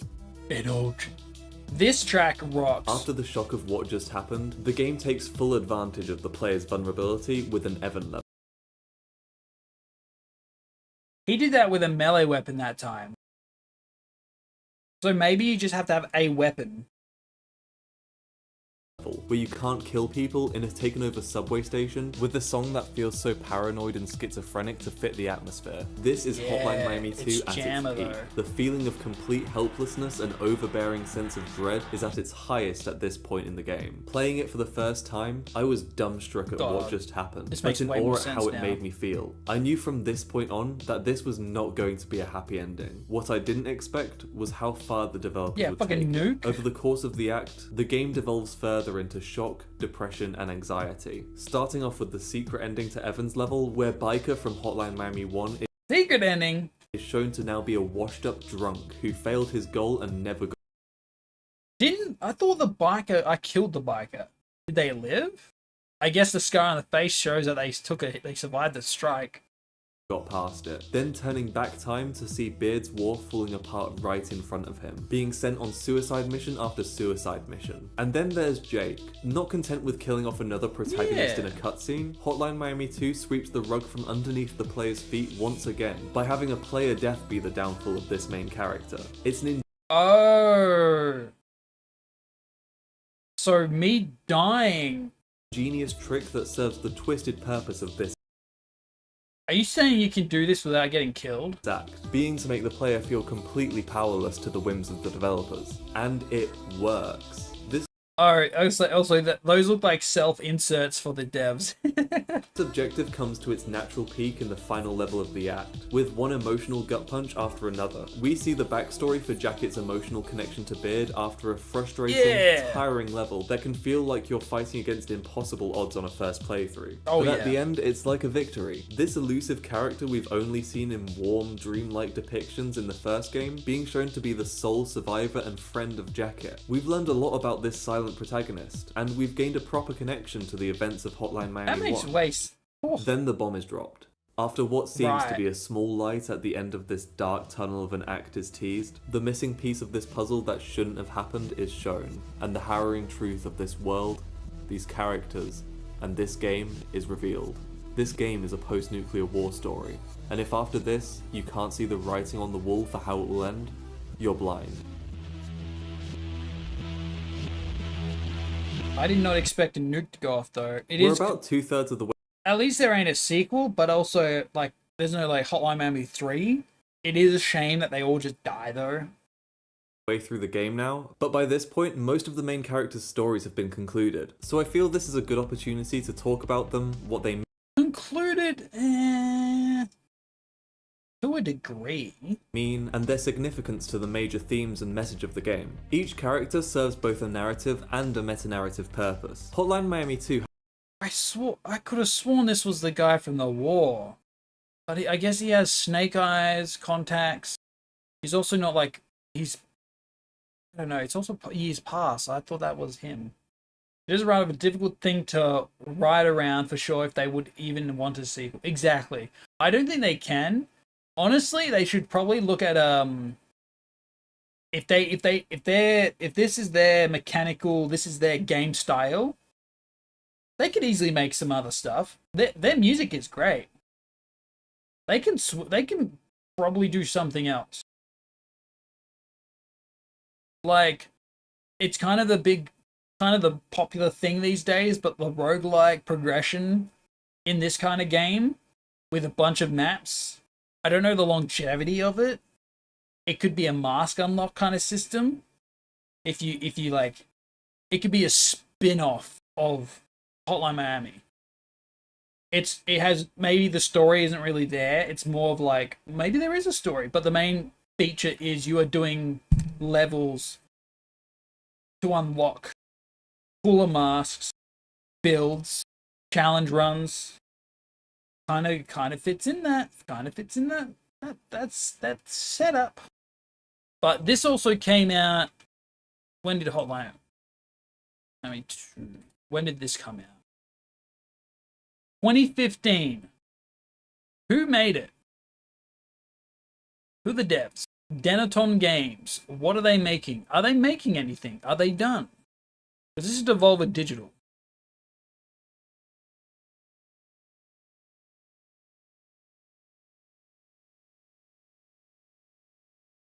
Let's see. These have been 5 years in the no announcement of the game. I kind of started losing hope for this game.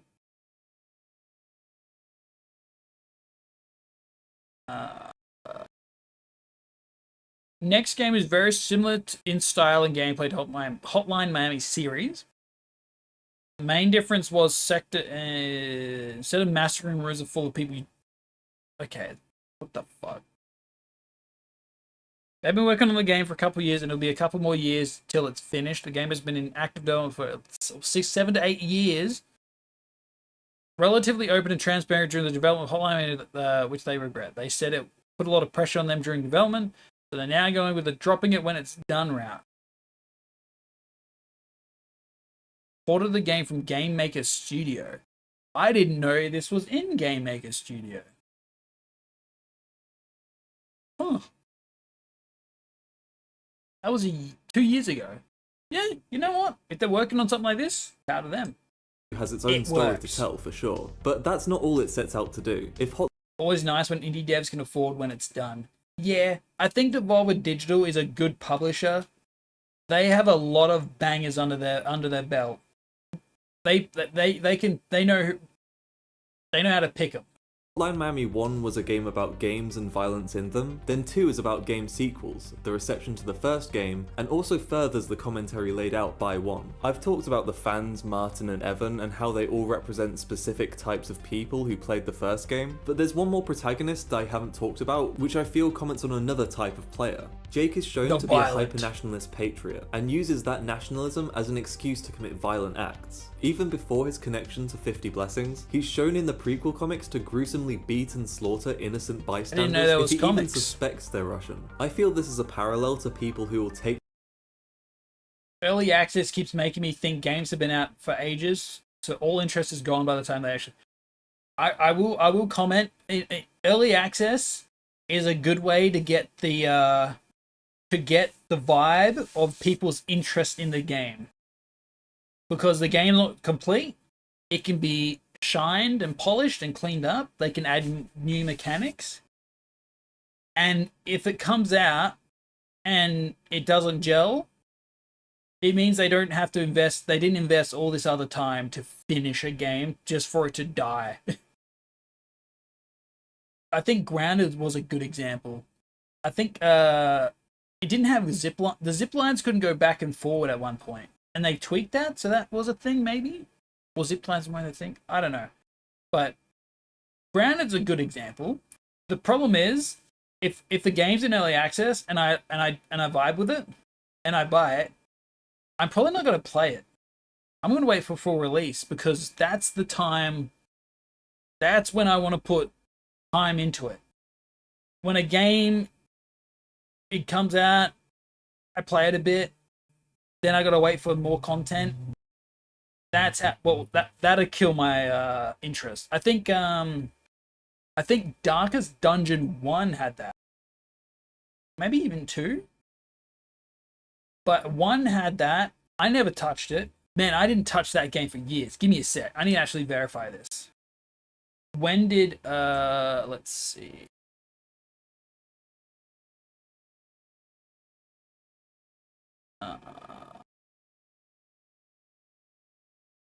Darkest Dungeon.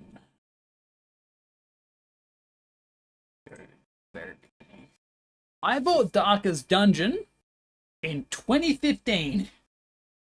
I didn't play this shit properly until like last year.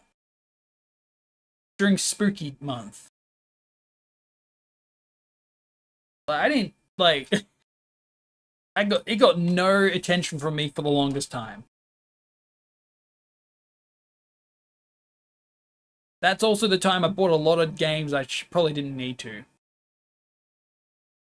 I got Fable in that time, Payday 2, Scholar of the First Sin. I got The Witcher 2. I've actually finished 1 and 2. I've not played 3. Because that, I think not Burnout, but like back-to-back Witcher games has a different energy. Psychonauts, hell yeah. Yeah. There's some goodies I bought then. Payday 2, more Payday 2. That must have been during the big Because Payday 2 is good. Fuck paying for all that DLC though. Hell nah, man.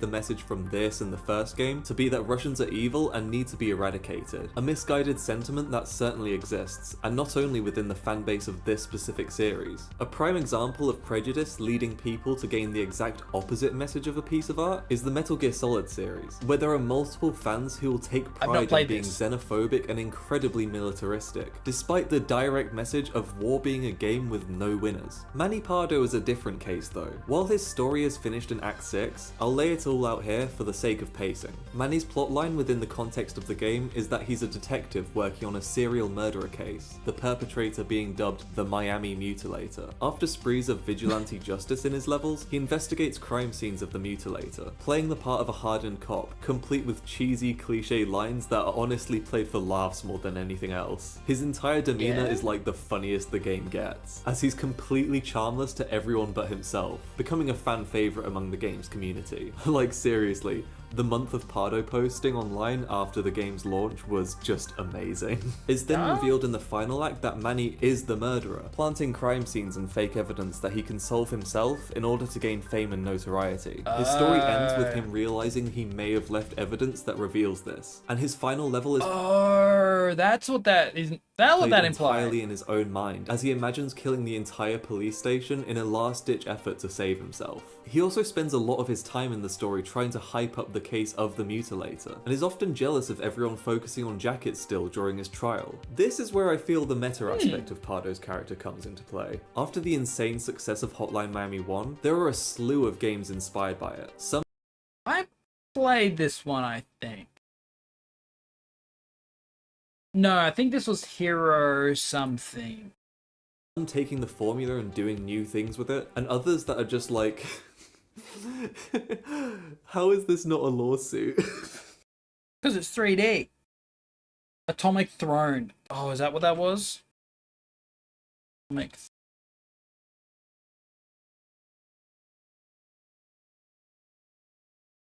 Oh yeah, that was Atomic Throne. Oh, Nuclear Throne. I thought it played a bit of that. Maybe not. I might have played something similar. But even the best games that came out from this still felt somewhat derivative, and it might be cynical to say this, but I think Manny Pardo is a commentary on that. He feels like it's his time in the limelight, but just due to the nature of what he's doing, will always live in the shadow of the original. In the same way you really can't talk about Katana Zero without mentioning Hotline Miami. Why? His bitterness towards Seriously, I challenge you to find a review of Katana that doesn't. Yeah, that's them. Reviewers will milk reference to its other popular IP. You as a player probably won't reference it. I look at this and I think this is not Hotline Miami. Same way you really can't talk about Katana Zero without mentioning Hotline Miami. His bitterness towards this is apparent as well. Before killing Tony from the fans, he mentions how they had their 15 minutes of fame. Beard's story is one of the saddest in the game, and I feel it's also one of the most personal ones. While not directly responsible, he plays a huge part in the events that lead to the rest of the series. Despite wanting a quiet life once the war is over, he's only— I'm gonna be real. The large dude, having two large dudes that look relatively the same besides like eye contacts really threw me off. I probably would have connected this way better. You played through Katana Zero twice and you really think of Hotline Miami. Yeah, I guess, but like, what? I don't know. I think that's like that's a what's the phrase? That's a long shot. He met with more turbulence and ended up spawning something bigger than he could have ever imagined. To me, this seems like a parallel to the development process and launch of Hotline Miami 1. Looking at interviews between they did take out a bunch of between Jonathan and Dennis, they've talked in length about how exhausting and hellish the final few months of making the game were, how they were living off of no money, and mentioning things like Dennis being admitted to a psych ward for 2 weeks at one point. It honestly sounds like hell. Then once the game was released, they were suddenly rock stars in the industry overnight, gaining money and notoriety unlike anything they could have conceived. None of that made them happy. I mean, I'm gonna say this. You know who else had a pretty big explosion? Mega Bonk. I think it's one dev. I think. Who made Megabonk? Let's see. Solo Dev Vedanad dropped a roguelike. Yeah. Yeah. I get a feel. I think Megabonk was a hit. He's set. Though. In fact, they've said it's probably negatively impacted their life. Moving from What, working on a money? small-time passion project with your friend to having banks sending you letters daily about your money and seeing what was supposed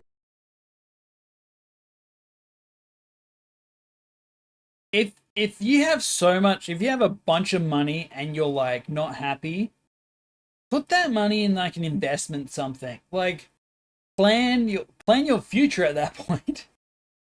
If I don't know how I'd react if I like had a shit ton of cash. I think my first interpretation would be get it secured, invest it in like probably property. Property will always be required. Everyone will always want property. Like one or two, I don't know, depending on the cash. Let's say, again, I don't know, 2 mil. It's just a banger. Something big fucking happens, 2 mil. I put it in a property. I put the rest in a savings account. And then I'd probably just like get a few small things. I used to be kind of a collector, materialistic in a way, in terms of like physical stuff. I don't have as much now. I've kind of gotten rid of most of it. My shit is like my computer, which is what I do all my stuff on. I collected Magic cards, but I'm like super into them. I'm not like a hoarder, I should say, in terms of like Magic cards. I'm not buying the next box. I'm not buying any like new packs. I just buy those like big loot boxes, essentially of 1,000, and I vibe with them. I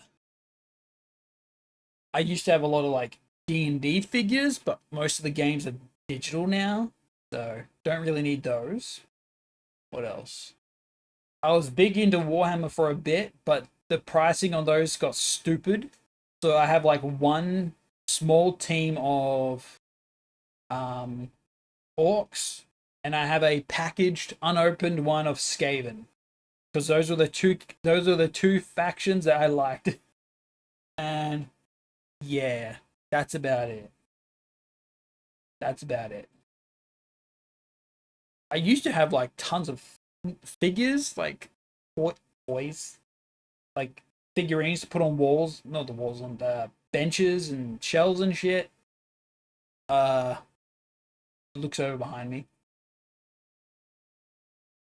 I used to collect a lot of the World of Warcraft collected editions, the books and stuff, but it's World of Warcraft. In essence, I feel like maybe it might not make you happy, but it will be a stable future, depending on how you spend it. supposed to be a small game for a small group of people, But I see lauded the as game love, of the year must be a product of stressful, love especially and for product someone of who profit. suffers from anxiety. I can't feel sorry for myself. I feel like I'm an asshole for not taking responsibility for my life. But I don't know what to do about it. Both Beard and Denaton didn't know what they were doing, but it ended up causing a major impact that they might honestly not have wanted. Of course, this isn't the only aspect of the game that reflects the developer's incredibly personal feelings, which leads me on to Act 5. Oh?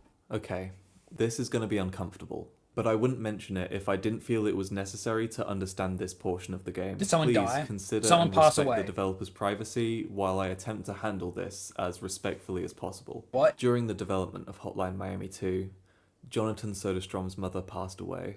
I'm lucky enough to not have experienced that level of grief, so I can't Is that imagine why how it this must have is felt. so What personal? I can say though is I feel he used those emotions during that time to create something beautiful within the game. Act 5 focuses on one singular protagonist, Richter. As he tells Evan in a phone interview his viewpoint of the events from the first game, we're shown a truly human perspective on a participant. I gotta wonder. Was it the fans contacting people to tell them to do stuff? Oh, it must have been the fans the whole time then. I'm thinking, yeah, it might have been the fans calling to make him do stuff because Jacket gets the same shtick in that coma sequence, and then he wakes up. Participant of the murders that surround Hotline Miami 1. Richter is being forced by 50 Blessings to commit the same atrocities that Jacket did, and while he must have signed up for the same newsletter as the rest of the members, he seems reluctant to participate until being threatened with his car torched. Unlike the other masked killers, Richter's primary motivation is not one of nationalism, but to protect his sickly mother. Before and after every mission, we see his home life, where he looks after his mum in any way he can, while also trying to shield her from the horrid truth of his situation. What was just a minor antagonist from the first game becomes the main protagonist in one of the most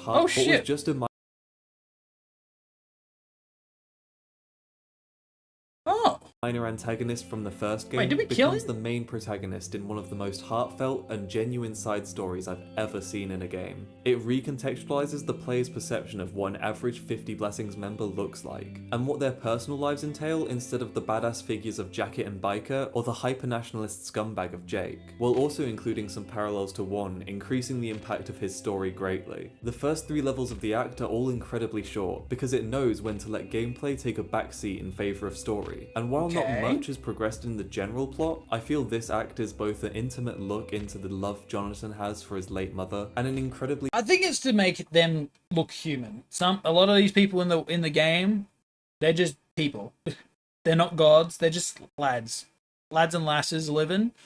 Like that guy that gets the shit kicked out of him while he's on drugs. That henchman that retires and gets his money taken. It's just like, yeah, human. Needed palate cleanser before the final act of the game. Intermission ends with an incredible bang as usual, but unlike the slow build-up to the finales of previous acts, this one earns its explosive payoff by forging the connection between Richter and his mother. After he's arrested and imprisoned as seen in Hotline Miami 1, he's given the opportunity to reunite by escaping from jail during a riot. The fact this happens also gives more characterization to Jacket, as it shows he did not kill Richter when given the opportunity. Despite being the one to murder his girlfriend, Jacket must have felt some empathy after hearing they were both getting the same phone. We didn't kill him? That guy got fucking choked, dude. Calls. The act ends with Richter finishing his story to Evan, asking for a ticket to Hawaii so his mother can join him in safety as payment. We're also given the only... How did we get to Hawaii? How did Richter get to Hawaii? Did he have a bunch of cash? Narrative choice in the... Oh wait, he went in a SWAT van. Game here. Evan's obsession with the masked killers has led his family life to ruin, and the player gets to decide whether to continue writing his book or salvage the relationship with his wife and children. Wait, I had a choice? No, I didn't. Wait a minute. I didn't have a choice. I went in the room, there wasn't an arrow. I'm always certain. I'm always certain it was just the phone. Huh? I don't remember having the choice. I'll have to look back on the VOD for that. It's actually interesting that Evan and Richter are the only 2 characters who could be deemed to have a happy ending. Both are constantly trying to escape the violence they wind themselves up in, and both are able to move past it onto a better life with what they have left. You'd have to know that guy's there, man. That's bullshit. Screw this level. This level can kiss my ass. Richter earning his by caring for his mother above all else, and Evan who earns his by taking Richard's advice and choosing what's most important to him. Oh wait, I haven't talked about Richard yet, have I? Shit, we've only got one more act left, so let's do that before we get into this insane ending. Yeah. Richard is the being that ties every character together across the series. He's there to enforce the themes of the games and confront both the player and the characters on their actions. Who the fuck is Richard? Who is this guy? Motivations, and sometimes he's in these situations where they shouldn't exist, but it makes sense at least in this scenario. It was the masked guy that killed. Oh wait. So I still don't know who wore the mask. I assume Jacket. Jacket did a bunch of stuff for 50 Blessings. For someone, a mafia, something like that. I don't remember. And then there was a movie made about the mask killer. And then there was the fan. Maybe. and end goals throughout, along with being the This isn't really told in like chronological order though. only supernatural element in the series. He's also the biggest channel for the developers speaking directly to the player, more so than their actual cameos within the game. Yeah. In Hotline Miami 1, he visited Jacket in his coma to help him piece together the events leading up to it, along with asking him, and in turn the player, questions about whether they enjoy Do we ever get to where the chicken head? violence, where they expect the game's story to go, and if they actually care about that at all. The last time he's seen in the game is before Jacket wakes up, where Richard tells him nothing that happens past this point will matter in the grand scheme of things, and that the course of history is already set in motion. But by this point, Jacket doesn't really care. In Hotline Miami 2, Richard is an angel of death of sorts, visiting every character before their demise. One of the most poignant questions Richard asks the player in the first game is, do you like hurting other people? By the second game, we already know that answer. Well, when you play the reporter guy, the guy making the book, he doesn't kill. So, oh, Richard's the default mask. Oh, I'm too used to wearing the snake mask. It's just so good. Lethal throws. Since they're coming back Insane. for more. Instead, he asks, to what extent? A recurring theme throughout most characters is their willing blindness to the bigger picture, focusing on trivial matters that inevitably lead to self-destruction along with the destruction of others. That's also why he appears to Evan a long time before his death. Being one of the only redeemable characters in the series, Richard gives him a chance to spend his remaining time left with the I people didn't who get a matter most to him. choice. This theme of choosing blindness I in swear I order to didn't get a gain frivolous choice. personal goals is hit home one last time in the final Okay, act of give the me game. a sec. I'm gonna go to my VOD. I gotta confirm I didn't fuck up. One sec. I'm not crazy, man. I'm not. Oh yeah, they let you can go back on a VOD immediately and just look at the like stuff. Yo. Okay, when's the explosion? When did everyone die? Got a choice somewhere. That's an explosion. That looked like Jacket dying. Let's see. It'll be before the... When does this... This will take place before that? No. God, this was a while back. Or not? He goes to prison, and he ends the phone call, I remember. God, this was like early in this dream. What the hell? No. Yes. Yes. I think we're getting somewhere. Okay, I think I'm at it. Gets a paper. Okay. Okay, this had to have happened afterwards then. So we got to go after the prison when he's outside of the... when he escapes. And I spend a lot of time in this one because I got salty as shit because there was a... The guns were right next to each other in, like, registry. Audio-wise. Oh.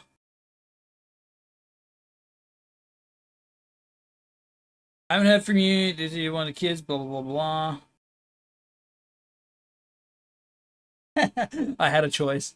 I had a choice and I just went back to the phone.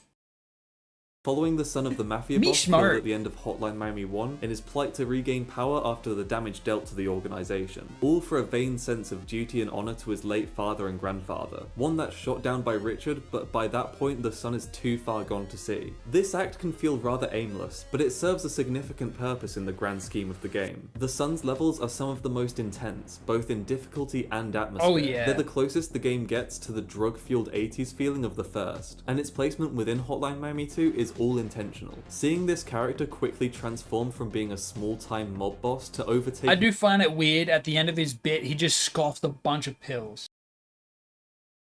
Like maybe he's just like stressing the now fuck more out. prevalent Colombian mafia. Escalating Oh yeah, this in an one. uncomfortably quick manner is the game spiraling out of control. Look at all those bullets hitting the allies. Fun fact, Sun doesn't have a wall splat animation with a mask, so he always has his head visible when doing one. Ah. Interesting. Everything's been wrapped up, but A, fans will always want more, and B, we No. I don't mind these games. What the fuck? Wait, you can do this? You can get another gun? Can it only work when you have 2 assault rifle kind of thing? I was on this level. What the fuck? This is bullshit. What was I saying? I forgot. we need a big finale, and didn't know you could do boy that. does it deliver on that. I think space moves both Uzis apart if you have the jewels. Man, what the fuck? I've been missing so many Second mechanics. goal. After dominating the main headquarters of the Colombians, we see the sun basking in his Yeah, the application is probably not great. Plus, you're gonna get shot a lot, so glory, getting ready for a party and taking a huge amount of drugs. Yeah, and what why? follows is an experience which feels like the entire series was leading up to. And if you've played this game, you'll know what I mean when I say everything that follows. Yeah, An the explosive LSD dream / nightmare of colors and symbolism barrages the player. It's a quick, intense, and gory moment Good. of pure Thank ecstasy. God the boss And before you fights know it, aren't it's insane. over. As the sun walks off into what he assumes is Asgard, the credits start to roll. This is the send-off everyone wanted we got a second one and though. expected. And if the game truly ended here, it would be a weird story to cap off on, but a welcome spectacle that ended on a brilliant high note.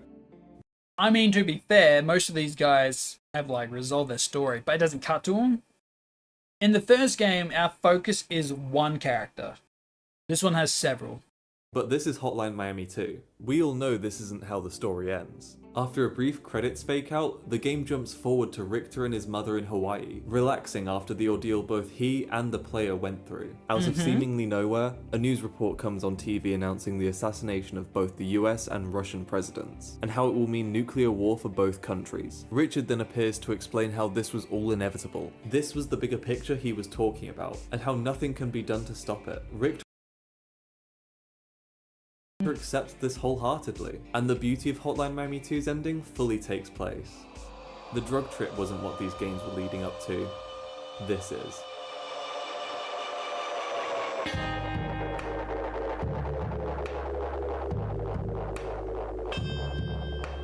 As we see every character left alive get blown away by nuclear fire, You Are the Blood by the Castanets plays. Escalating violence will only lead to specific one song, thing: huh? total annihilation. This is what this ending and all of Hotline Miami 2 is about. Whether it's real, fictional, for personal or political reasons, there's only one thing that it can lead to, and that's more violence. The ending of Hotline Miami 2 is truly beautiful, both calming and distressing, filled with euphoria and depression. It serves a wonderful but heartbreaking message told in the most brutal and shocking way, Nothing which is lasts forever. exactly what this entire game sets out to do. Beating the game on hard difficulty leads to the lyrics of a Civil War song being shown at the end of the credits. Oh. The song is from the perspective of a drummer boy who was fatally wounded during the Battle of Gettysburg, singing to his mother during his final moments. While originally a patriotic song honouring those in battle, under this context it mirrors so much of the anti-nationalist message the game contains. It doesn't matter what flag or cause this boy is fighting under. What matters in that moment is that he's dying. He will never get to see his mother again, but all he can think of is the idea of a country he's fighting doing for, hard a mode, country though. that did not care about him and put him on the front lines of battle. After witnessing the ending to this game, it makes you feel sick.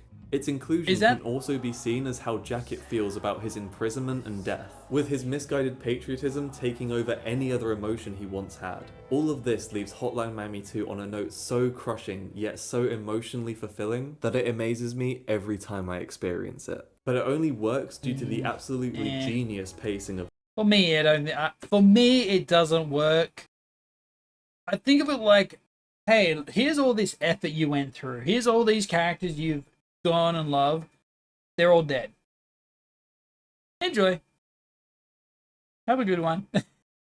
the entire game, something that most critics at the time failed to see. So before I wrap this up, here's why Hotline Miami 2 has some of the best story pacing of any game ever. the pacing, this music was a fucking Now, jam. from a chronological point of view, the story of this game is a bit all over the place. If you drew a line Yeah, no showing how shit. often it jumps A between little? characters and years, it would look a lot like this. A little? Okay, so we start in 91 with the fans, and then we go back to 89, and then we see Evan, and then we see him in like 85, and then we catch up with Pardo, and then I think Richter's around here somewhere, and then I think he's just like, ah! And a lot of criticism was aimed at how disjointed it all felt. Detractors claiming it was just It a makes more sense near the end. Doesn't make much sense as you play it, but that's because it's out of order. fiction knockoff that was convoluted for the sake of it. But I believe there was a much greater intention behind this story framing. Hotline Miami 2 puts a greater focus on the emotional through line rather than chronological order of events. Yeah. This allows the developers to take the player on a literal roller coaster of feelings that is crafted to perfection. It's also the reason I had to go through every act individually, because they each have their own purpose in the grand scheme of the game. Self-contained, they all follow the same level of escalation to a breaking point before crashing down into uneasiness and depression. Combined, they follow that same structure, just on a much greater scale and repeated multiple times. Act 1 to 2 is the build-up. Act 3 is the adrenaline-fueled payoff. Act 4 is the dip. Act 5 starts to pick up again while still maintaining the melancholy that 4 ended on. Just at the end, starting. Imagine it would be worse if you played characters in order. You jump to the guy that just killed you a lot. Oh yeah, that's true. That makes sense. The disorder makes sense after you get the big picture. To build up that hype and adrenaline again, where in Act 6 it sets the player up to feel like a god by the end, and only then does it perform the final blow. What the developers sacrificed in ease of understanding for a first-time player paid off in spades with atmosphere and tonal consistency. Not only that, but the structure allows for so many details to be noticed on subsequent playthroughs. Things like the son's drug trip actually being him killing the fans one by one, the foreshadowing by Richard telling the player and Martin I did not know that. That makes sense now. that this story has a twist that they don't think anyone will like, and just the entirety of Pardo's story, like the secret victim in the trunk of one of his levels. Oh. I didn't know you could do that. Or his fears of a sting operation in his final level, being the police calling him about the nuclear strike. These are only a few things that can be truly appreciated on your second or third. Oh, is that why he was doing that? Police were calling him about that. But if that was going to happen, what the fuck? I feel like if anyone knew about that and they had one of those nuclear bunkers, they'd be under there fucking immediately. Time round. But every playthrough will still have that same emotional punch, one that's emphasized within the key box art for the game. The key art of Hotline Miami 2 reflects every single emotion one has while playing the game. The background fucking is filled with acid trip. rage, utter chaos and violence as the main characters are engulfed in flame. Yeah. Note how none of them are facing the viewer, all of them looking at something else instead of the bigger picture. Oh, At I the don't heart see of the game shit. is Beard, and that feeling of emptiness surrounded by carnage. By the end of this game, you'll feel drained, burned out, and hopeless. Constantly escalating violence will only lead to the complete destruction of everything, and the one person who can see that is staring right back at you. It's completely beautiful, yet ugly and visceral at the same time. Oh yeah, the And art much looks like awesome. the game itself, only after witnessing the end can you truly understand what it sets out to do.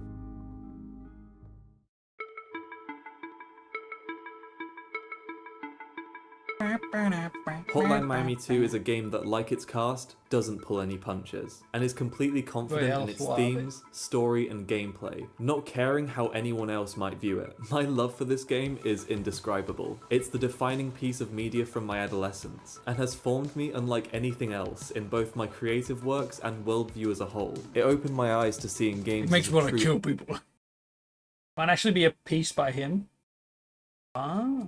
art form, and its influence can be seen in countless other works, ranging from small indie games to multi-million-dollar AAA titles. No amount of words I say can do it Put that justice on the though. screen Like any again. truly great game, it needs to be played to be fully understood. And with every playthrough, my appreciation for it only gets greater, even 6 years after release. It's not like the original that was instantly gratifying and accessible, but it doesn't try to be, which is partially why I think it wasn't received as well at launch. It's a much slower burn that deserves every second you spend. It's because on it. you have The more time characters it's to given, tell a the better story. it gets. That's what Even it after is. completing it for probably like the 14th time, it still makes me uncomfortable, it still makes me laugh, it still makes me feel joy, rage, and guilt, and it still makes me cry. I don't think I'll ever feel this way. I did not cry at the end.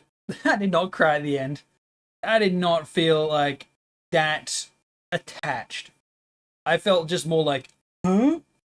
What the fuck? What the fuck is going on? Only to realize, oh, those characters weren't related at all. Those characters weren't actually anyone. That makes more sense. Huh. I know there's a nuke and everything, but that kind of sucks. Anyway, that'll have to be it for me. However, I'm going to be raiding into Ashenfall. I think they're still up. I think. Because they're playing some... I mean, go double check. They're playing the mascot game again. Wouldn't have taken this as a sad ending. Yeah, I would have taken it as a conclusion. Everything resolving. It wasn't sad. But my interpretation was more like, this is the resolution. War never changes. That'll be it for me, though. Be back this afternoon for some Vermintide 2. That should be interesting. But hope you all have a good one. Enjoy the start of your week, and I'll catch you all next time.